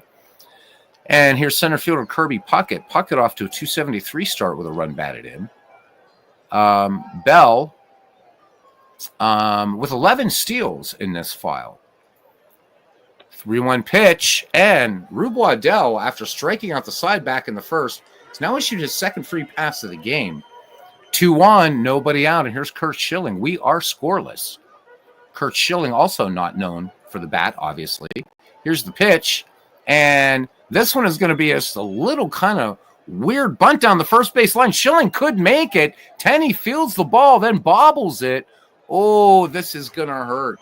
Score that one E3. First error for the 1900s in this game, and the second error for Fred Tenney in the season. And Rube Waddell is in a lot of trouble now. Bases are sold out, and Robbie Alomar picks up a stick of ash and strides into the box. Robbie hitting just 0.50 though in the season. No place to put him. Can Waddell rear back and bring some of that Punxsutawney heat? 0-1 pitch. Alomar swings. This one grounded to short. Wallace to his right will fire to Lajoie, and that's all they're going to get. They will not turn the double play. Fielder's choice and a run scores. It's 1-0 1990s. Okay, Robbie Alomar at first, and don't have to tell you about Robbie's speed. 40 steals in this file, and here's Omar Vizquel now 0-1. Struck out back in that trifecta in the first against Rube Waddell. 0-1 pitch, Vizquel swings. Grounder, Wallace is going to go to first to Tenney to get Vizquel. Kirby Puckett will come in and score 2-0 now 1990s. And as MV and Midlife Crisis continue to wheel and deal. All right, Jeff Bagwell was a strikeout victim last time up. 1-2 pitch. Bagwell comes up empty. Swing and a miss, but 2 runs and 1 hit and an error. We've played 3. The 1990s lead the 1900s 2-0. Napoleon Lajoie, Buck Freeman, and Fred Tenney do up. Lajoie grounded to first back in the first. Schilling deals 2-0 pitch. Lajoie sends this one deep to right. Kirby Puckett up against the wall, makes the grab. Wow, second great play of the game. Puckett just doing it all right out there in the field. So 1 away now as lefty Buck Freeman in there. The right fielder struck out against Curt Schilling back in the first. Schilling wheels and deals, and Schilling whiffs him again. Called strike 3. That one 88 on the gun, and here comes Fred Tenney now. So quickly 2 away here in the top of the 4th inning and 2 down. Fred Tenney grounded to first back in the second. Piazza sets up. Schilling brings it home. 1-0 pitch. Grounded up the first base line. Bagwell will feed to Schilling covering for the 3-1 putout. That's it. No runs, no hits, no errors. We go to the bottom of the 4th. The 1990s lead the 1900s 2-0. Number 4, 5, and 6 due up here. Salmon, Jones, and Piazza. Tim Salmon walked back in the second. So they're going to see if Rube, only one of those runs earned. We're going to see if he settles down a little bit, though. 1-1 pitch. Tim Salmon cuts on this one. Bobby Wallace ranges to his right, fires onto Fred Tenney for the 6-3 putout. So 1 down. Chipper Jones struck out back in the second. Waddell brings a 3-1 pitch. Waddell missing inside and a bit low on this one. Chipper Jones draws the walk, and that's the third free pass issued by Rube. Breeze has died down a little bit here now in Cleveland, but a light rain continues to fall as Mike Piazza stands in. Grounded into a double play last time, big double play. 0-1 pitch to Piazza. This one grounded to third. Bradley will make the long throw, and they get Piazza by a step. All right, Jones in scoring position now for Albert Bell, who is 1 for 1. Big double back in the third for Albert. Here's the pitch. 0-2. Bell swings. This will be a line drive base hit, pass short and to left. Chipper Jones will come in to score. So RBI for Bell, who will hold for a single. That ball getting into Bobby Wallace very, very quickly. So 3-0 now in favor of the 1990 squad. And here's Kirby Puckett. Kirby Puckett walked back in the third. Albert Bell on first. Throw over. Bell is safe. All right, the lefty from Punxsutawney, PA, brings it home. 0-2 pitch. Kirby Puckett is strikeout victim number 6. But another run scores for the 1990s on 1 hit, no errors, and a runner left. We go to the top of the 5th inning. It's 3-0 in favor of the 1990s. Curt Schilling will now face George Stone, Bobby Wallace, and Bill Bradley. All right, George Stone in this game walked back in the second. Schilling deals, 1-0 pitch. And this one, a gapper into right. This one deflecting away from Tim Salmon. Stone looking at second, and he's going to make second. Kirby Puckett getting to that ball, and quickly George Stone with speed. They're going to call it a double. So this one skips off. It looked like it maybe have skipped past, maybe just touched the webbing of Tim Salmon's glove and kind of caromed off into right. So that breaks up the no-hitter for Curt Schilling.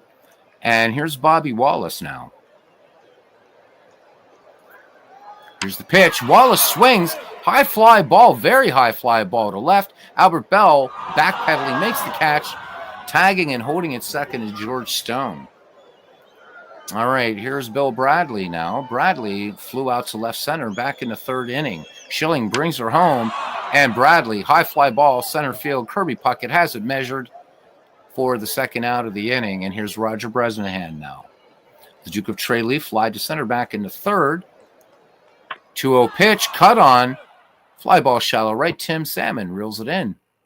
See what I did there? No runs, 1 hit, no errors. We go to the bottom of the 5th. 3-0, 1990s. It'll be Curt Schilling and back to the top of the order, and Robbie Alomar and Omar Vizquel. Schilling was safe on an error last time up on a bunt. Waddell deals 1-2 pitch, fly ball left field, no problem. George Stone has it, out number 1. Robbie Alomar up next, 0 for 2. Full count, and Waddell loses him. Rube Waddell does not walk a lot of hitters, and that's his 4th now to go along with his 6 strikeouts.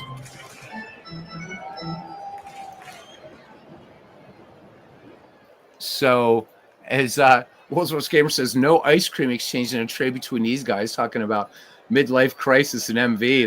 They're trying to work it out here, man. Oh my God, it's so funny. All right, Omar Vizquel, nothing for 2. So he grounded to short back in the third. Kirby Puckett scored on that one. Here's the pitch. And this one, hard hit up the middle. So 2 on, the 1990s bringing the bats today now a little bit. Jeff Bagwell, nothing for 2. He has struck out twice against Rube Waddell. Rube Waddell would like to get that third strikeout. Not going to happen here. 1-0 pitch.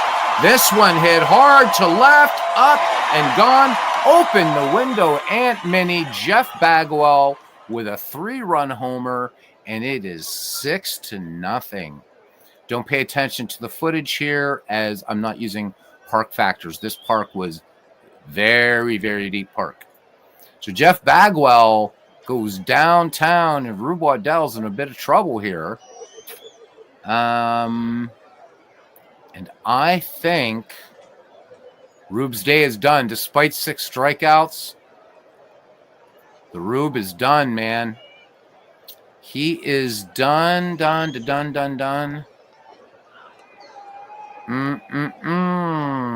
And I think we're going to bring in... Wait, let me see. Now, we got to let Waddell finish this. I don't want to waste a pitcher or waste a hitter. He's got to get this out. I mean, he's already down 6 now. So, Rube, take one for the team here. Here's the pitch to Tim Salmon. And liner to third. Oh, great play out there by Bill Bradley. All right, 2 down. This is League Park in Cleveland, MV. And this was one of the paintings done by Gary Grigsby. I never I should upscale it because these look beautiful upscaled. Just never got around to it. But yeah, Gary Grigsby, the war game designer, is also a big baseball fan and did a series of paintings of old ballparks. All right, here we go. Chipper Jones is nothing for him. It's good to have you around, MV. Chipper walked back in the 4th. Miss you guys.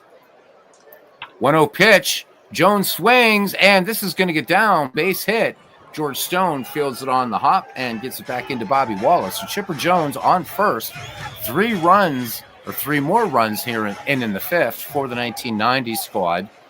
And here's Piazza. 0 for 2. 0-2 pitch. Piazza swings. Hard ground ball. Fred Tenney to Rube Waddell, and that will do it.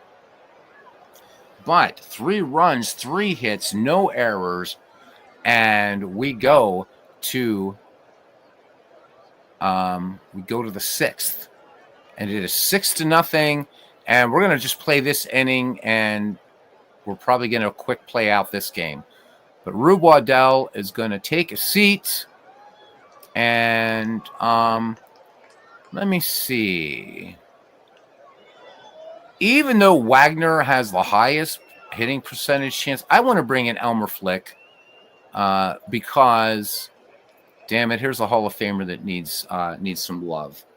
All right, so Flick, in the file, a 300 hitter, 5 home runs, 77 runs batted in. So he's making his first appearance of the season. That's lefty. This dude was a tough guy. He and Napoleon Lajoie, when they were teammates, got into an awful brawl, man. Like bad. And I mean, Lajoie was no mollycoddle and pink tea, as Ty Cobb would say. But Elmer Flick just kicked the living shit out of him. I guess this guy was like Flick was apparently a big dude, man, and he could fight. So a lot more about Elmer Flick, though. This guy was he was quite a player, one of the forgotten Hall of Famers. Had speed, played excellent defense, great leadership skills in the field. So we'll talk about Elmer Flick some night more. Schilling deals 2-0 pitch. Elmer Flick sends this one up the first base line. Bagwell will take it to the bag unassisted. So I don't know how many Indians fans, Guardians fans are aware of Elmer Flick. They should be. You know, he's just a great player. All right, Roy Thomas struck out back in the 3rd. Nobody on, 1 out. Schilling deals, and I accidentally just played through the whole game. Oh no, we had a rain. Nope, that's it. Nope, I'm calling it. It's a rain out. That wasn't me because I hit the C. That's good. We were gonna kill it anyhow. 6-0. This game is official. Oh my goodness gracious! Wow. So a rain out here, and no excitement at all. Highlights for the 1990s: Jeff Bagwell 1 for 3 of the home run, 3 runs batted in, all came in one swing of the bat. Albert Bell 2 for 2 with a double. Rube Waddell goes to 0-1. Curt Schilling 1-0. So mercy me. There we go. The 1900s fall to 1-4. The 1990s improved to 2-3. Wow. Rain out, baby. Gotta love it. Rube played the fire station for the rest of the game. How about it? MV says he knows where home is. Thank you, my friend. Thank you so very much. Let's see what we have here. Wait for this to load up. Mickey Mantle not in this Decades League, man. That's ridiculous. Kovaleski and Drysdale. Thing is it's 2 decades that not a lot of folks are interested in, 1920s and 1960s. I will say this, though. The 1960s are undefeated right now. They are 4-0. And we're just going to go ahead and we'll autoplay this one. And finally, the 1960s get their first loss. So in 10 innings, Stan Kovaleski gets the win. Ted Abernathy gets the loss. And the Raja goes 2 for 4 with a home run. Let's move on to April 6th. And let's find us a fun game. Ken Castro, you still around? Beatles computer reading his thoughts in the next episode of The Twilight Zone. No shit, right, Tim? Oh my God, that was so weird. It's like, oh, we'll just end this. And all of a sudden I hit C and the computer says, the umps have called it. All right, so we could have a rematch. Oh my God. Hey, cousin Ken. We have the 19th century versus 1970s, Old Hoss Radbourne versus Fergie Jenkins. That sounds like a lot of fun. So folks like 70s baseball, and well, you and I like 19th century baseball. So we got that. Let's look at some of the other ones though that we have too. We might. I've got to do it this game at some point. I like this matchup: Epa Brixey versus Jim Bunning. That's the 1920s versus 1960s. For the 1900s versus 1990s, Fields of Dreams favorite Jack Cheeseborough will go up against Greg Maddux. All right, the 1910s will be playing the 1980s. Ed Walsh versus Jerry Royce. Both those pitchers 1-0, but Walsh, look at that ERA, 1.04. The 1940s versus 1950s. This is a good matchup. Hal Newhouser versus Bob Lemon. The 1930s versus the 2000. This would be a game worth doing too. Dizzy Dean versus John Smoltz. So, Cheeseborough. That's right, man. Jack Cheeseborough. So, I'm going to let the chat pick the game. Let the chat pick the game. Got to get one in. Got to get one in.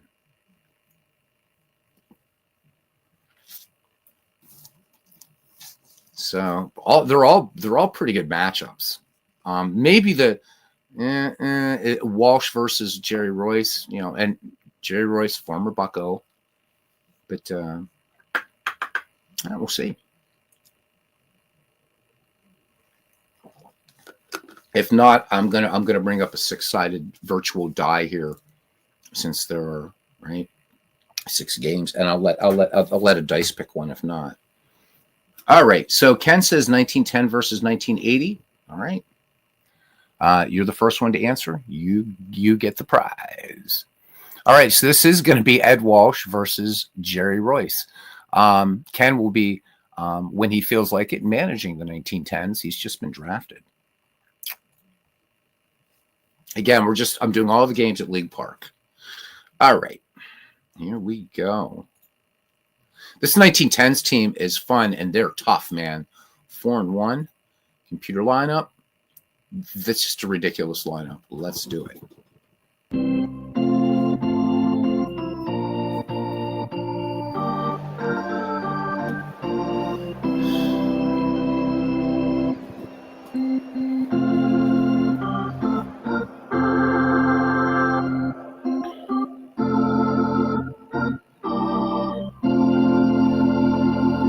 All right, so this is going to be the 1910s playing against the 1980s. So Ed Walsh gets the start for the 1910s. One start in the year. He's 1-0, and look at that ERA, 1.04. Jerry Royce will start for the 1980s, and he's also 1-0. His ERA, 5.63. 61 degrees at game time, wind speed 5 miles per hour out to left center field. Play ball. There's Jerry Royce wearing his, well, we'll get to it, his Pirates livery. Looking at the starting defense here for the 1980s, and left, the great Tim Raines. In center, Dale Murphy. This is a player I admire very much. Dale Murphy, one of the good guys in baseball. And right, Dewey Evans. Around the horn from first to third at first base, Keith Hernandez. At second, Ryne Sandberg. At short, Cal Ripken Jr. At the hot corner, Wade Boggs. Catching, may his memory be eternal, Gary Carter. And on the mound, wearing his Pirate livery, Jerry Royce.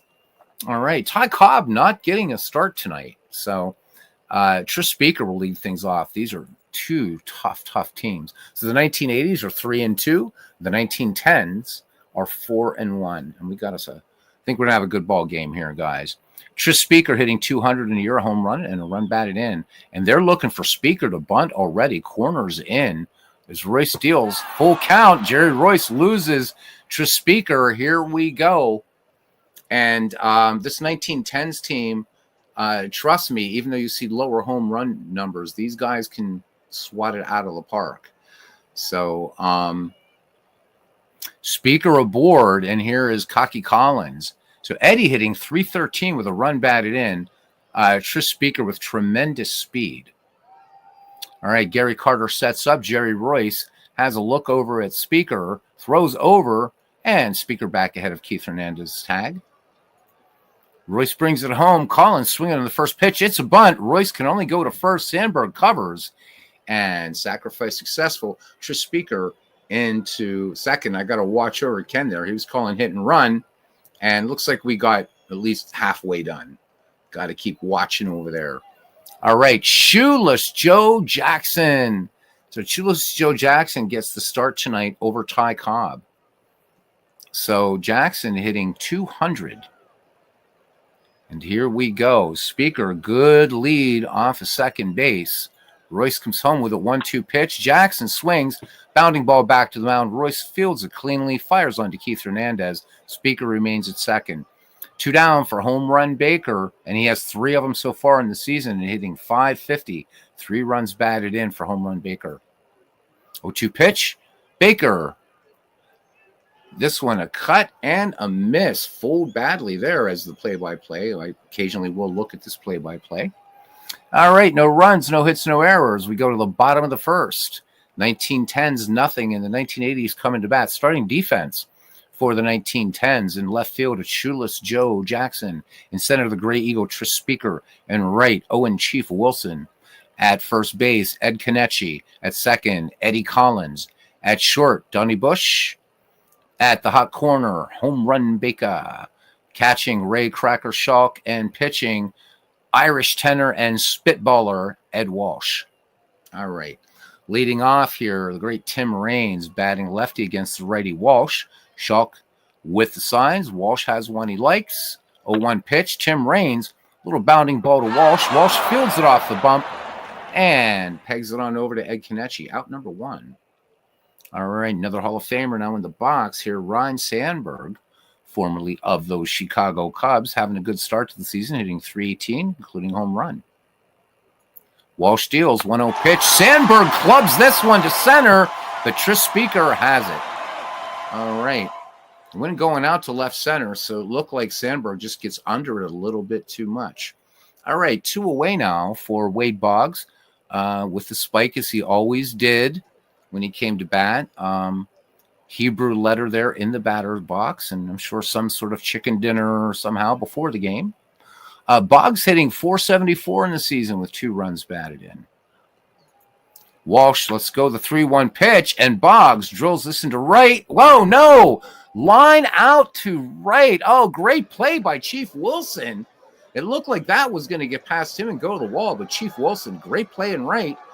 And That retires the side. We go to the top of the second. We're scoreless. There's only one number on there, and that's the 1910s. Left one man on base. All right, here we go. So Ed Kenichi, Chief Wilson, and Donnie Bush due up now. Jerry Royce, the lefty, peers in, winds and deals. 1-2 pitch to Ed Kenichi. Kenichi swing and a miss. 88 in the gun there from Jerry Royce. Kenichi will grab some pine as Chief Wilson now strides to the plate. Great play out there on right. Wilson hitting just 176 in the year with a home run. 3 runs batted in. Carter sets the target. Royce toes the rubber. 0-1 pitch. And liner right to Cal Ripken at short. 2 up, 2 down. Defense is the order of the day here as Donnie Bush, as Clinton Parks so kindly told us a few nights ago. It was Sean. Two really nice connections with the Pittsburgh Pirates. Was a member of the Detroit Tigers in that famous 1909 series where Hannes Wagner totally outclassed Ty Cobb, and the Pirates won that series. Donnie Bush also managed the Pirates in the 1920s. How about that? It's good stuff. Donnie Bush hitting .389. All right, Jerry Royce lets it go. Bush swings in the first pitch. Little roller to Sandberg. Sandberg, plenty of time on to Keith Hernandez for the 4-3 putout. I think. Oh, yeah, that was it. Don't know what happened there, but that was the end of the inning. I must be going through a lot of Twilight Zone moments. All right, here's Dwight Evans. I have no idea what happened there. All right, Evans swings. If I missed something, tell me. All right, anyhow, Baker fires onto Kenichi, so 1 away. Oh, my God. I was thinking no outs there. Jeez. I should pay more attention to this. I'm so used to looking up here. All right, here's Keith Hernandez. Hernandez hitting .313 with 3 runs batted in. Hernandez, swing and a miss. And Ed Walsh picks up a strikeout. Don't think that was a spitball, though. I think Ed Walsh coming with something, maybe a little four-seamer there. I'm not sure. Anyhow, there's Cal Ripken hitting a paltry 118. Early goings, though. Ripken swings. Routine fly ball for Tris Speaker. Out number 2 or out number 3. God, I'm not paying attention. Maybe we should have just had a baseball chin wag. Donnie Bush says Cousin Ken Castro also managed then-teen Ted Williams in the minors.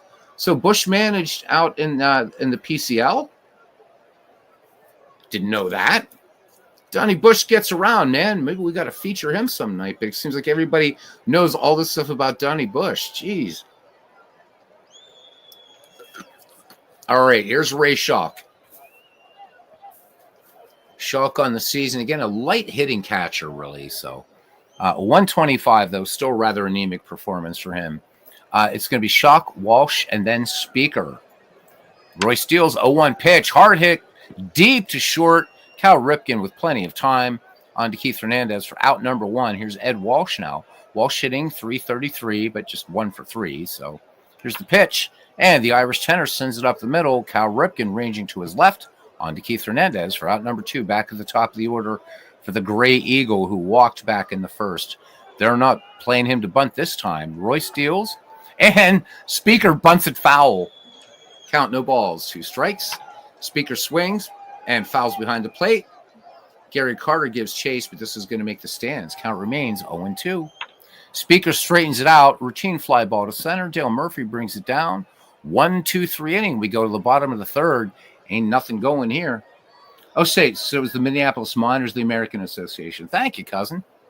All right, we got Dale Murphy, Gary Carter, and Jerry Royce due up. Walsh deals. Murphy on the 0-2 pitch. Goes down looking. Walsh coming with the spitter that time. All right, here's Gary Carter now. Gary Carter hitting .267, 2 dingers, 6 runs batted in for him. Digs in. Ed Walsh has the sign. 1-2 pitch. Carter swung on. Donnie Bush ranges to his right. Knows we were talking about him. Fires onto Ed Kenichi for out number 2. All right, here's Jerry Royce. Jerry Royce, a 184 hitter in this file with 5 ribbies. 1-2 pitch. Royce unable to grab hold of that one. Strikeout number 3 issued by Ed Walsh. We go to the top of the 4th. We are scoreless. Eddie Collins, Shoeless Joe Jackson, and Home Run Baker. All right, they are playing Collins to bunt here. Royce deals 0-1 pitch. Collins, little weak pop fly in the infield. Cal Ripken makes the catch. So 1 away now for Shoeless Joe Jackson. Shoeless Joe grounded to the pitcher, and they're playing Shoeless Joe to bunt. That's kind of interesting. Here we go. 1-0 pitch. He ain't button. Ground ball, base hit. All right, so now we have a number up there in the line score. So Joe Jackson aboard, 22 steals in this file. Bush and Jack Berry were similar shortstop of the era. Both excellent players, Jack Berry and Donnie Bush. How about it, cuz? All right, Jackson aboard. Here's Home Run Baker. Let's see if Ken Castro wants to try something here. Jackson, he's got a stolen base jump of 4. He's got some speed. He's not Ty Cobb or Hannes Wagner, but we'll see. Home Run Baker is nothing for 1 in the game. Struck out back in the first. Both definitely glove worthy. Yeah, Jack Berry. Of course, Jack Berry, part of the excellent Philadelphia A's squad. How about it? All right, we've got nothing there from the 1910s. So we're going to go ahead and let him run and hit. All right, here we go. Royce checks Jackson at first, has the sign from Gary Carter.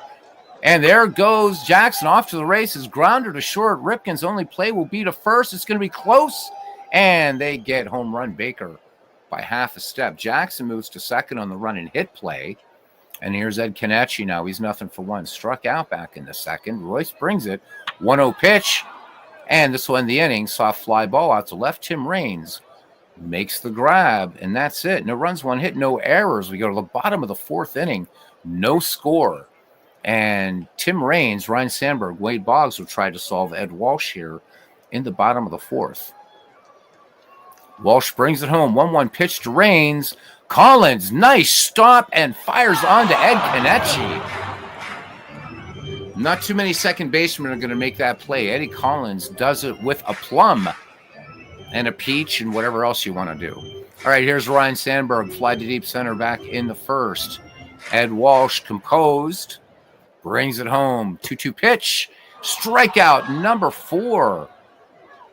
So Sandberg chasing. They're trying to get to Walsh any way they can. Walsh, again, bringing the saliva sphere there as Wade Boggs comes in. Boggs grounded or lined to right back in the first. The lefty waits for Big Ed Walsh to let it go. 2-0 pitch. Boggs swings.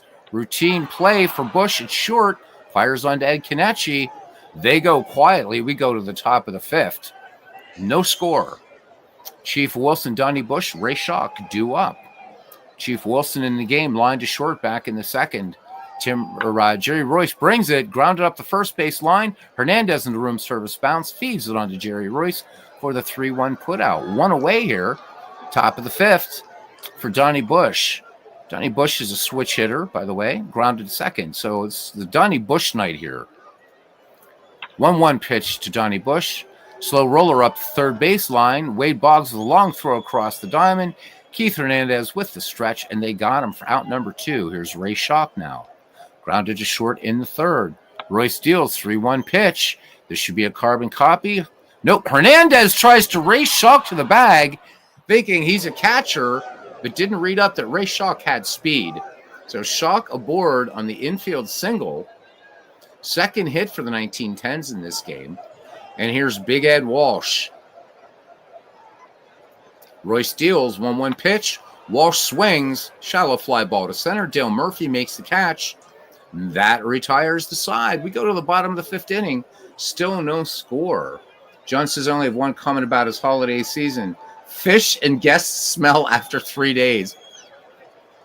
That's weird. I was thinking about that saying today. But yeah, I like that's funny. I love that saying.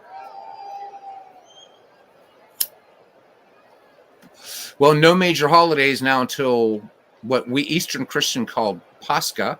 Western Christians call Eastern, of course, Passover. So we get a little break from that at least, from the fish smell, as it were, rotten fish smell. Dwight Evans, Dewey Evans leading it off here. He bats in the cleanup spot here. He grounded to third. Be followed by Keith Hernandez, Cal Ripken Jr. No score here in the bottom of the fifth inning. Big Ed Walsh lets it go. 3-1 pitch. Walsh loses him. Evans will amble down to first. So Evans, 4 steals in this file. Here's Keith Hernandez, 0-for-1. Struck out against Walsh in the second. Walsh has fanned 4 thus far. Hernandez, throw down, and Dewey Evans caught stealing.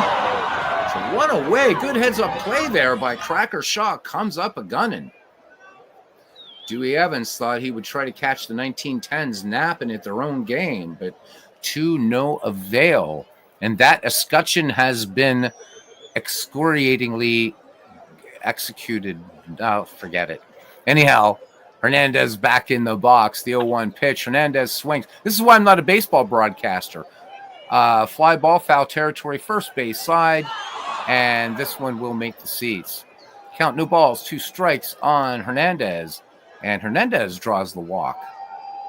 So 1 away. And here comes Cal Ripken Jr., who's 0-for-1. Flight out to shallow left center, back in the second. Walsh brings it home, 2-1 pitch. This one foul behind the plate. Ray Schalk unable to catch up to it. Ripken getting another look to count even. 2 balls, 2 strikes. Walsh comes home with it. Ripken swings. This one hard hit to left. Shoeless Joe Jackson measures it up, brings it down. 2 out, doff of the cap by the Irish tenor. Out to Shoeless Joe. And here's Dale Murphy.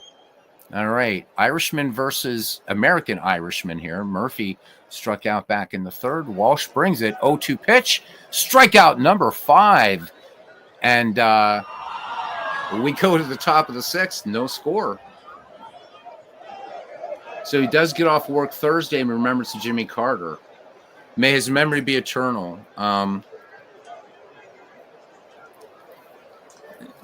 Jimmy Carter, I would just say this. Worlds of admiration for Jimmy Carter. Whether you agree with, I'm not talking about him as a president, but Jimmy Carter, one of those people, really put his convictions literally to work. I mean, here was this man in his 90s, still out there getting dirty and doing the Habitat for Humanity, building homes. Said that when his wife Rosamond had said yes to marry him, he said that was even a greater moment in his life than being president. But brilliant guy, he came off as kind of whatever, but nuclear engineer, smart man, excellent statesman. A lot of unfortunate things happened in his presidency, but I think Jimmy Carter left a great legacy, and may his memory be eternal.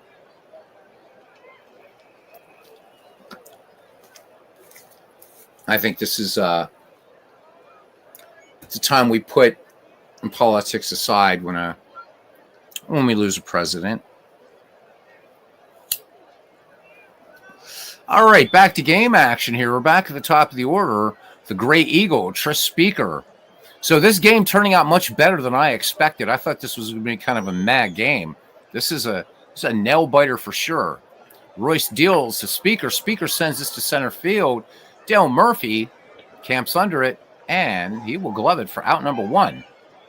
All right, Eddie Collins popped short his last time up. Jerry Royce looking really good out there in the mound, just to 60 pitches. Royce has only given up 2 hits.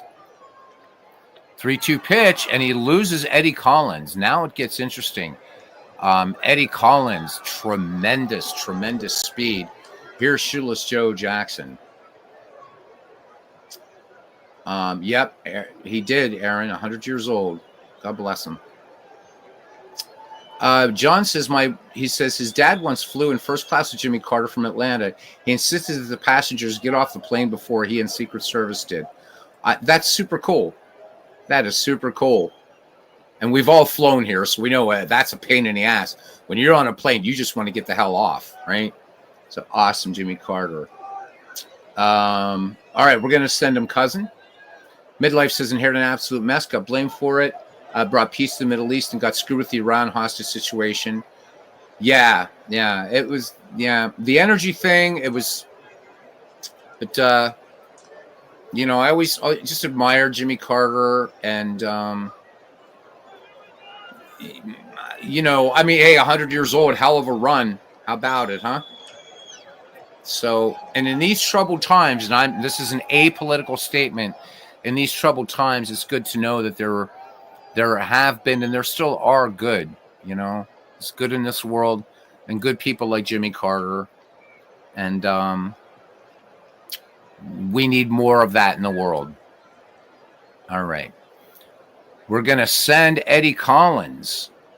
All right. Manager Castro trying to get something started here. There goes Collins off to the races. The throw down by Carter will not be in time. Eddie Collins with his second stolen base. No surprise there. One of the premier base stealers in baseball. Jackson back in there to count one ball. That I'll agree with. And again, I would have to agree with, as far as we're talking morality. I mean, the dude was still teaching Sunday school in Plains, Georgia.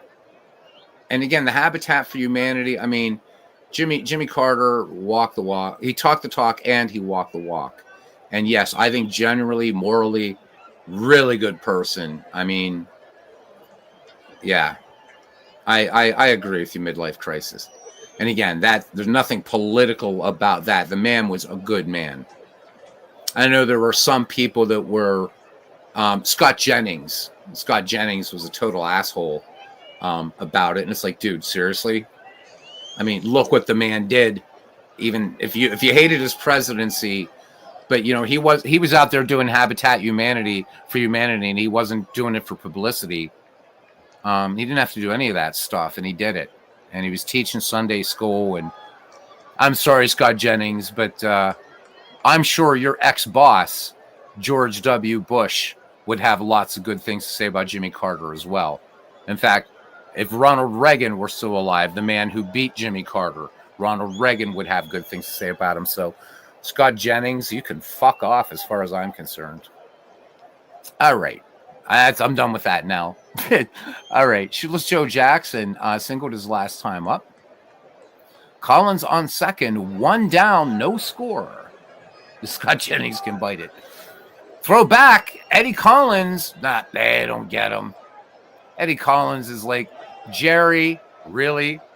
All right. Here we go. 1-0 on Shoeless Joe. Here's the pitch. Jackson swings. Bloop to second. Ryan Sandberg has it. Out number 2. Now, Home Run Baker has 3 home runs in this early season.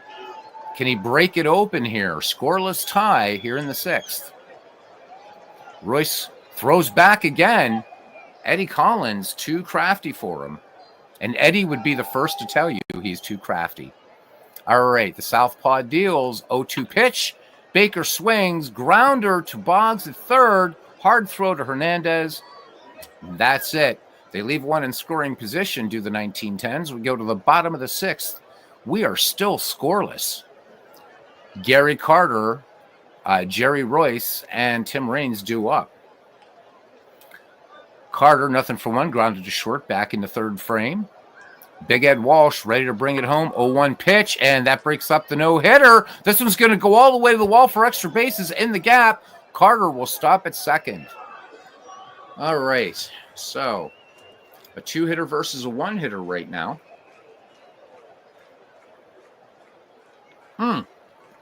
So Sean says, glad you started talking streaming software earlier, downloaded and fixed some things with Streamlabs. Really is nice to use if only I come up with... Sean, I think you have a good voice, and I really wish you would do broadcasting. I've said it to you a gazillion times. I really do wish you'd broadcast. You have a good baritone voice, man. And yeah, we do have a hell of a game going on, buddy. All right, Jerry Royce, nothing for one. They're going to let him bat for himself. Struck out his last time. Of course they're not. Yes, or I mean, they are. Royce gets the bunt down. Hey, they're playing a little dead ball tactics there. Royce in the bunt, and Carter moves to third. So the 1980s looking to break the deadlock here in the bottom of the 6th. So the no-hitter gone for Ed Walsh. All right, back at the top of the order now for Tim Raines. He's grounded out twice. Walsh from the stretch, the 1-0, and base hit to left field. Tim Raines picks up the RBI single, and the 1980s move ahead 1-0. All right, Ed Walsh not asking for a new ball as Ron Sandberg steps in. Sandberg, one of Walsh's 5 strikeout victims. Walsh brings it home, and Sandberg, this was a little bit of they checked the runner. There was a pitch out, nothing going.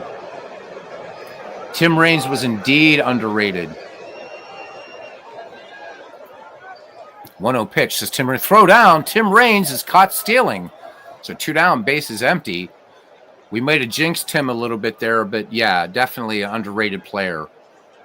Excellent player, Tim Raines. 1-1 pitch. Sandberg, fly ball, center field. Gray Eagle has it in his talons. You knew that was coming. All right, so 1 big run on 2 hits, no errors. We go to the top of the 7th inning. The 1980s lead the 1910s 1-0.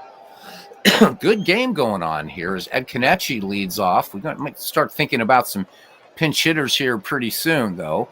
Ed Kenichi 0 for 2, flied to left his last time up. Jerry Royce with a 1-run lead uncorks it. At first pitch swing, and Kenichi sends this one deep to left. And just as I talk about pinch hitters, Ed Kenichi goes downtown and with a swing of the bat ties it up. So Ed Kenichi hitting his 2nd home run of the season, and it's a whole new ball game. Here we go. All right, here's Chief Wilson. Obviously, I'm rooting for the 1910s. I should keep talking about pinch hitters. All right. Anyhow, Wilson grounded to first back in the 5th. Jerry Royce deals 1-2 pitch. Wilson, shallow fly ball, center field. Dale Murphy hauls it in. All right, 1 away. Infield playing in here for Donnie Bush. Donnie Bush is grounded out twice. Lefty, Royce deals 0-1 pitch. Hard hit ball, deep to short. Ripken makes the play onto Hernandez. Score that one 6-3, 2 away for Ray Schalk now. Schalk 1 for 2, infield single back in the 5th. Royce deals 0-2 pitch. This should end the inning. Boggs ranges to his left, fires to Hernandez for out number 3. 7th inning stretch time. We are knotted at 1.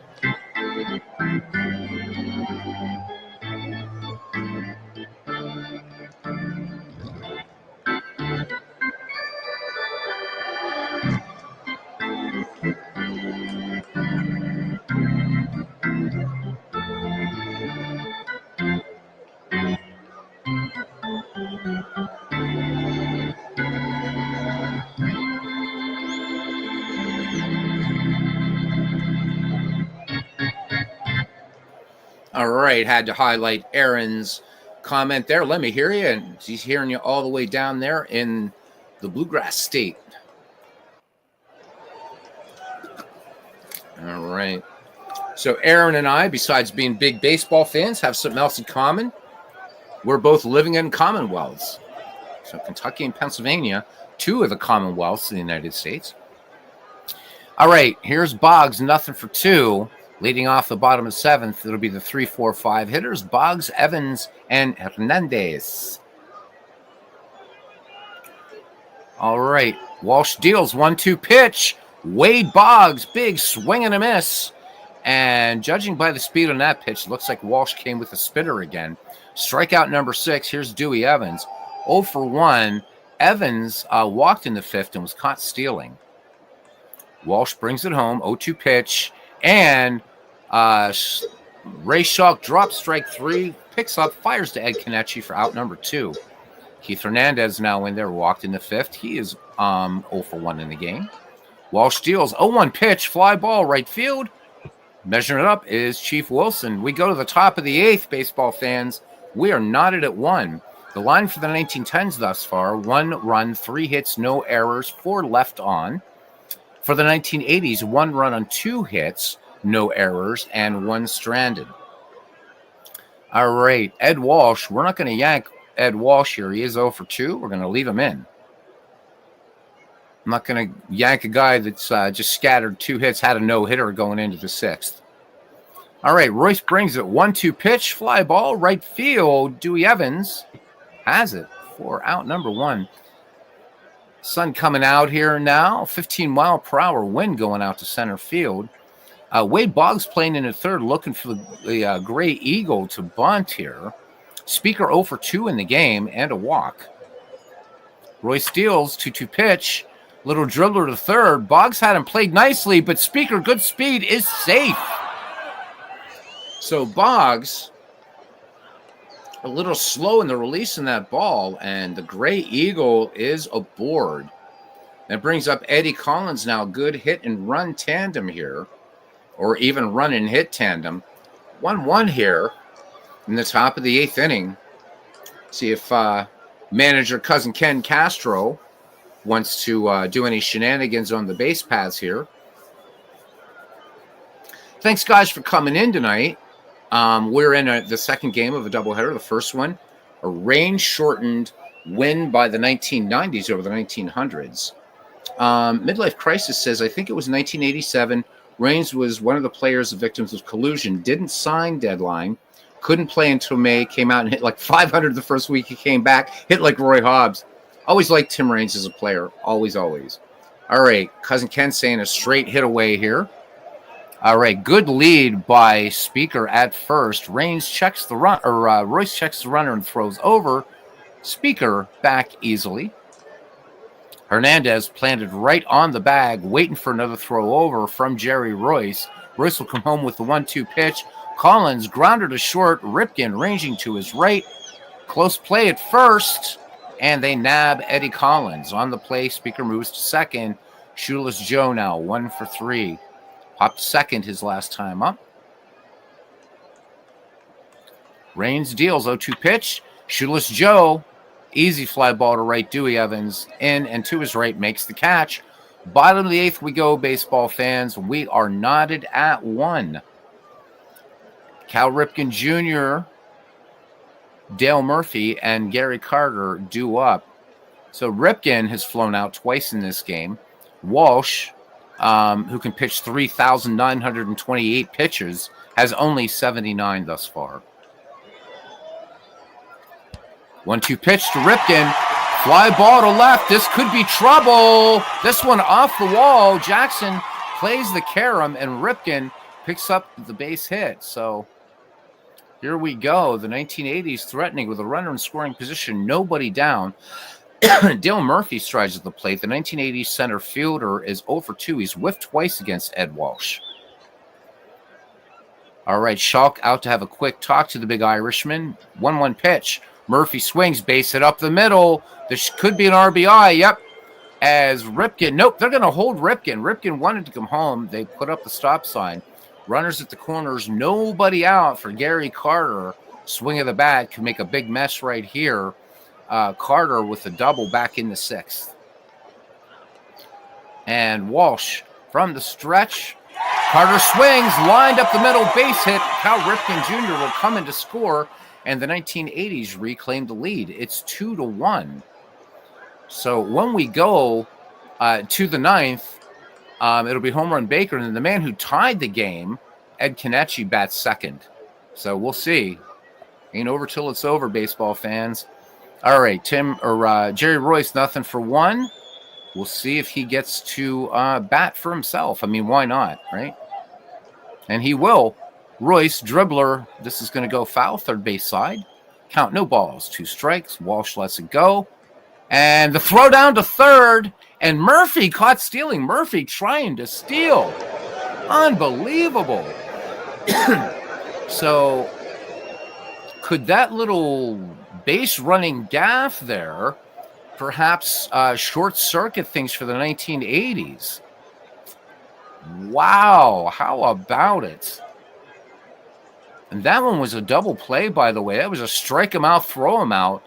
Dale Murphy charging for third, but let's face it, baseball fans, he does not have the wheels for that. All right, back at the top of the order, we've been talking a lot about this man, Tim Raines, RBI single back in the 6th, scored Gary Carter, who is on first right now. 2-1 your score in the bottom of the 8th with 2 down. Ed Walsh with a 1-2 pitch. Rain sends this one deep to right. Chief Wilson has it to end the inning. We go to the top of the ninth. It's been a hell of a pitcher's duel here, baseball fans. I did not expect this game to play just this fun. Home run Baker, Ed Kenichi, and Chief Wilson.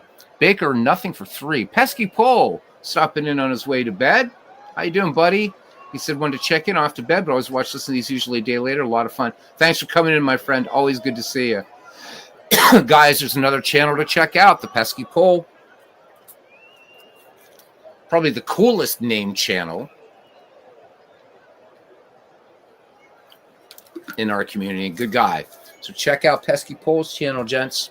Good night, man. Sleep well. All right, here we go. Home run Baker. All right, good game either way, man. Loving it. And Baker sends this one high to right, but not deep enough. Dewey Evans makes the catch. 1 up, 1 down. Ed Kenichi, who had that home run back in the 7th, that tied it up 1-1. And here we go. 0-2 pitch. Kenichi this time, liner right to Keith Hernandez at first, and it's down to Chief Wilson.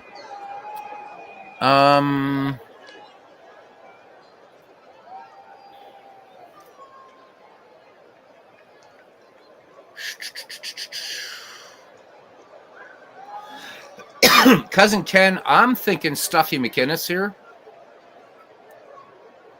Yep, Sean's already calling pinch hitter. Let you guys look at this. McInnes looks pretty good.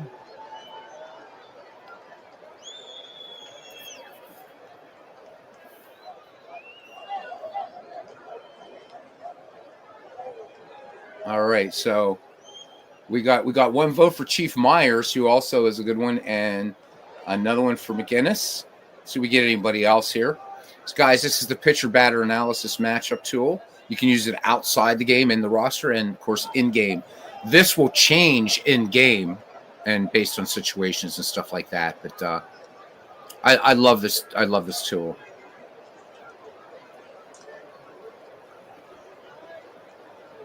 All right, so Cousin Ken's liking Chief Myers as well. Well, I'll put it to you this way. I don't think Steve Evans, regardless, I don't think Steve Evans is the guy that you're going to want in there. I originally was going to go for Sam Crawford because Crawford's got some pop, as you can see. Even I didn't have to look at that. Sam Crawford could do a lot of damage, but that's banking a lot on one player. I think McInnes, my first choice, but Chief Myers, I mean, it's so close here. Let's go with Myers. Let's go with Myers, since both you and Cousin Ken like Chief Myers. Myers not getting a lot of playing time anyhow, so let's get him in there. Chief Myers in the file, 2 home runs, 45 RBI. All right.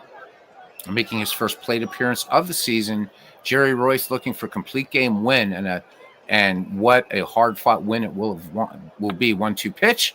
Myers bounding ball to Sandberg, and that's your ball game.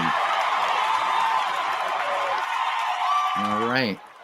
Thanks for hanging out, gents. Let's do a quick recap. The 1980s and the 1910s now have identical records: 4 wins, 2 losses. The 1980s, 2 runs, 5 hits, no errors.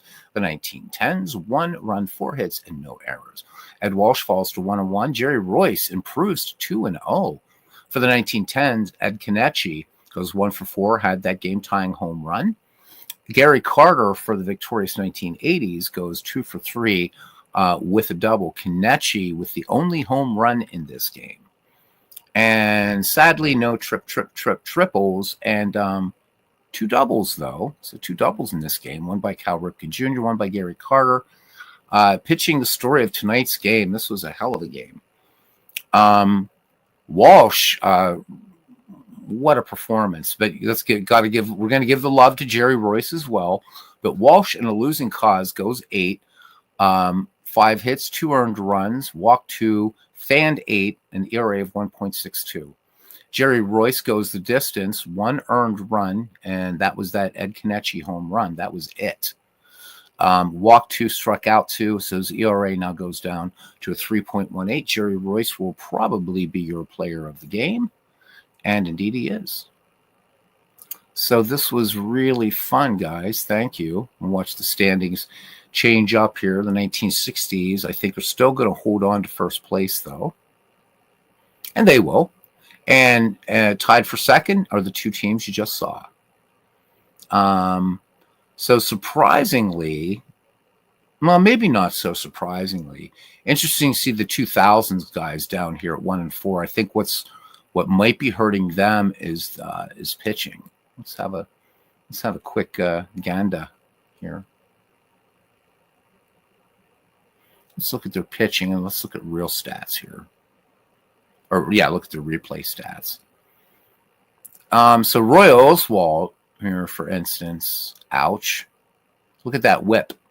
So he got his butt kicked somewhere. We could look, but I'm not going to worry about it right now. It's so early. So yeah, the only win by Brandon Webb, and he did that in 8 2/3. So, but what are their hitters doing?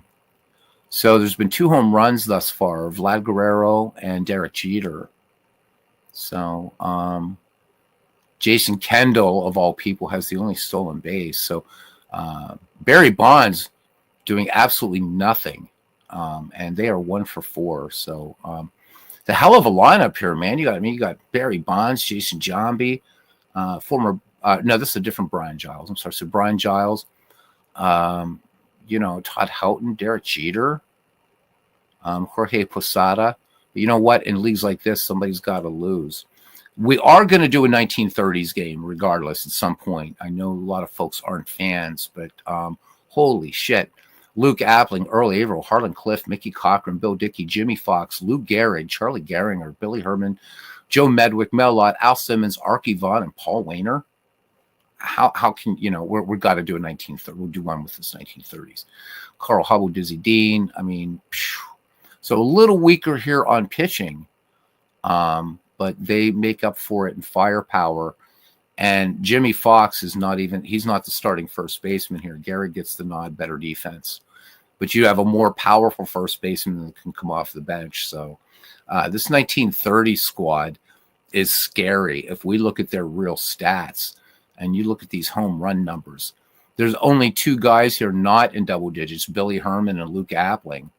The rest of these guys, though, are insane. And Jimmy Fox and Lou Gehrig, of course, serious firepower with Mel Lott and Al Simmons also in the vanguard there. So and that's it. We are done. So who's the worst? You have the worst. So, I mean, even the other one that's surprising me, cousin, right now is the 1900s. It's just not happening with them. I expect the 1910s are doing amazing, but boy, as far as like the 2 dead ball squads here, the 1900s are just right. Yeah, Buck Freeman with 2 home runs, Nap Lajoie. Buck Freeman with 2 home runs, Nap Lajoie with 1. But they're not stealing bases as much as you want. So George Stone, Fred Teddy, Roy Thomas, Bobby Wallace, and Jimmy Williams. Just not getting it done. I don't know. I mean, my sentimental favorite here, Wagner. I mean, he's doing a pretty good job, as is Bobby Wallace, but they're just not gelling. Let's look at their pitching here. So the only pitcher who do a 1 for them is Christy Mathewson, but even Christy's whip is kind of up there, isn't it? Of course, we saw Waddell go from, that was not a strong outing from Rube. Pitching hurting the 1900s here. So look at their box score here. They're not even losing they only lost 1 close game, and that was against the 19th Century, and that was their opener, and they lost that one 4-3. The only game they won was an 8-5 victory over the 19th Century. So they're really not getting it done. I'm kind of surprised at these guys, but it's early going. And I don't want to rush through this league. So it's just been a lot of fun. So we are going to have closer for the 1980s. Let's see. Who is their closer? John asks. Let's find out.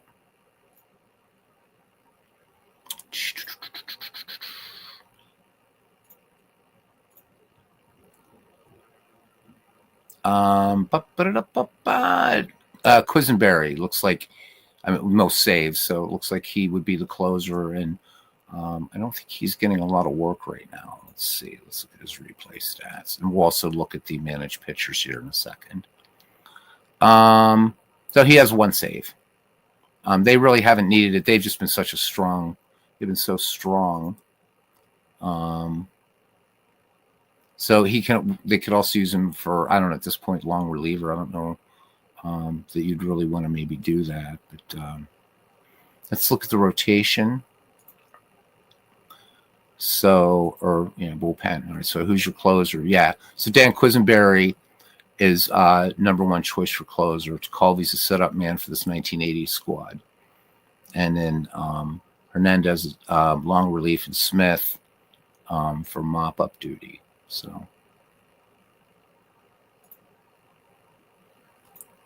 So there we go. We got her. I still can't believe Mickey Mantle. If we were doing a baseball chin wag, I would actually take the time, load in the baseball master thingy, whatever, and bring in the Mick.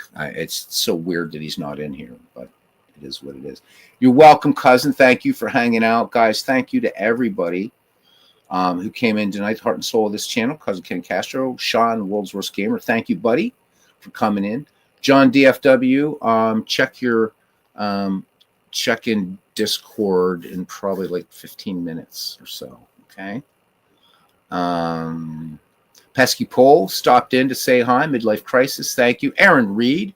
I promise you we'll get a chin wag in here maybe tomorrow. Tomorrow earlier in the evening. Depends on what other folks are doing. MV was here. Clee Baseball Fan 879. Follow Clee Baseball Fan 879. His Gaylord Perry project, which is really cool. And of course, MV and the Fields of Dreams guys. Midlife Crisis also part of the Field of Dreams. MV is back to broadcasting, which is really nice. Always glad to see that. Robert was with us tonight. RGO Network. Don't forget, Monday night, 7:30 Eastern, opening night, 1983 replay, using, as he says, inside pitch baseball. So we can listen to the Stadium Bar. Our good friend, Legend Sports Universe, was here tonight. Tessier Ashpole, who says he always lurks, always here. Always a treat to have him here. Thank you, my friend, for coming in. David Baseball Demos was here as well. Hopefully, Tabby was with him. Todd B was here. A few shots fired along with Ken Castro there. Clinton Parks was with us for a while. Thank you, Clinton. I'm sure he is long asleep by now. Tex Aggs, 3 nights in a row. Tex Aggs has been here. Love it. Thank you, Tex. Appreciate you, man. D. Scott Howard was here as well. And as we go back. I miss Chris Berman, damn it. I do. I miss him. Clams and Stuff was here. And did we get everybody? Yep. So first one in the ballpark again was John DFW. All right. Did I turn on injuries for this? I don't think I did, Sean. That's a good question. I think I turned them off on Puipus. So let's look. That's a good question. I think I turned them off. I know that they said they fixed the injury system in this new version. I haven't tried it yet. Where the hell are injuries? Is it miscellaneous? I forget. I forget where the hell injuries are. But I think I shut them off. Shit. Where are injuries? I probably went right past it. Damn my abysmal soul. I can't find it. Rules. Rules? Who knew? I don't know stinking rules. I'm in the wrong. See, I'm in the wrong damn tab. Thanks, John. All right. Come on. I clicked on your rules. Come on. Come on, baby. There we go. Thanks, John. I appreciate you. All right. Let me see. This is just cross era. I'm actually playing 162 games. I'm surprised. I should have made that 154. So we know we have rainouts and all that stuff because we did have a rainout tonight. So that was kind of fun. Rosters. Okay, yeah, 1 game injuries. That's it. Because I just remember from being in the Fields of Dreams League in earlier versions, and I think those guys are still playing the 2024 version of this. I thought some of the injuries were just rather like insane and crazy. So it's just 1 game injuries on this. I thought, all right, that's good enough. And I usually don't. I know in Baseball for Windows, I usually just set it up for like game fatigue and injuries. So you can set that up for like all fatigue and injuries. So I remember playing games of Baseball for Windows, and like, Ernie Harwell would say, Ed Walsh out with the flu for 3 days, things like that. So, but I don't keep those on. Guys, thank you very much for taking time out on your Saturday evening. We've been on for 2 hours and 31 minutes. John, about just about everything. So, thanks. And anybody that's in the path of the storm, and I'm hearing everything from a few inches to like 29 leagues deep, just be safe. I know it's supposed to start hitting here in the Commonwealth of Pennsylvania tomorrow. Aaron, I know it's supposed to hit Kentucky. I don't know if it's going to swing up to New England or not, but I don't know. They've already got school districts closed here in this part of the Commonwealth of PA. Who knows? Usually these things end up to be nothing. And by the time I say that, we'll have 6 feet of snow, and which means work will be really shit on Tuesday if we're even open, because if they get even a little bit of snow down there in Court and Memphis, that's the hub for FedEx. Flights get delayed out of there and throws everything into, talk about a spanner in the works. That's it. Oh, I know, right? That's the only profession I know where you can get a PhD, be wrong most of the time, and make nice money. Gentlemen, till next time, hopefully either tomorrow afternoon or tomorrow evening. Hopefully. Regardless, take care, be safe, and see you around the batting cage. Good night, guys. Thank you. You're like family, truly. Thank you. And you don't smell after 3 days.